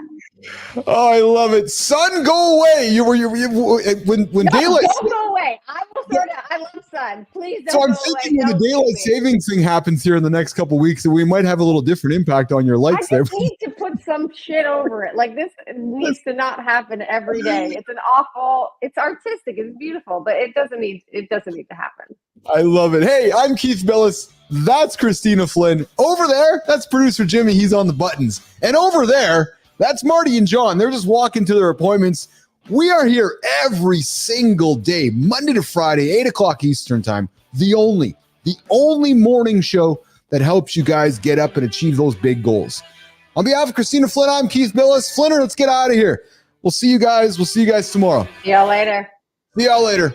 See you, Jimmy.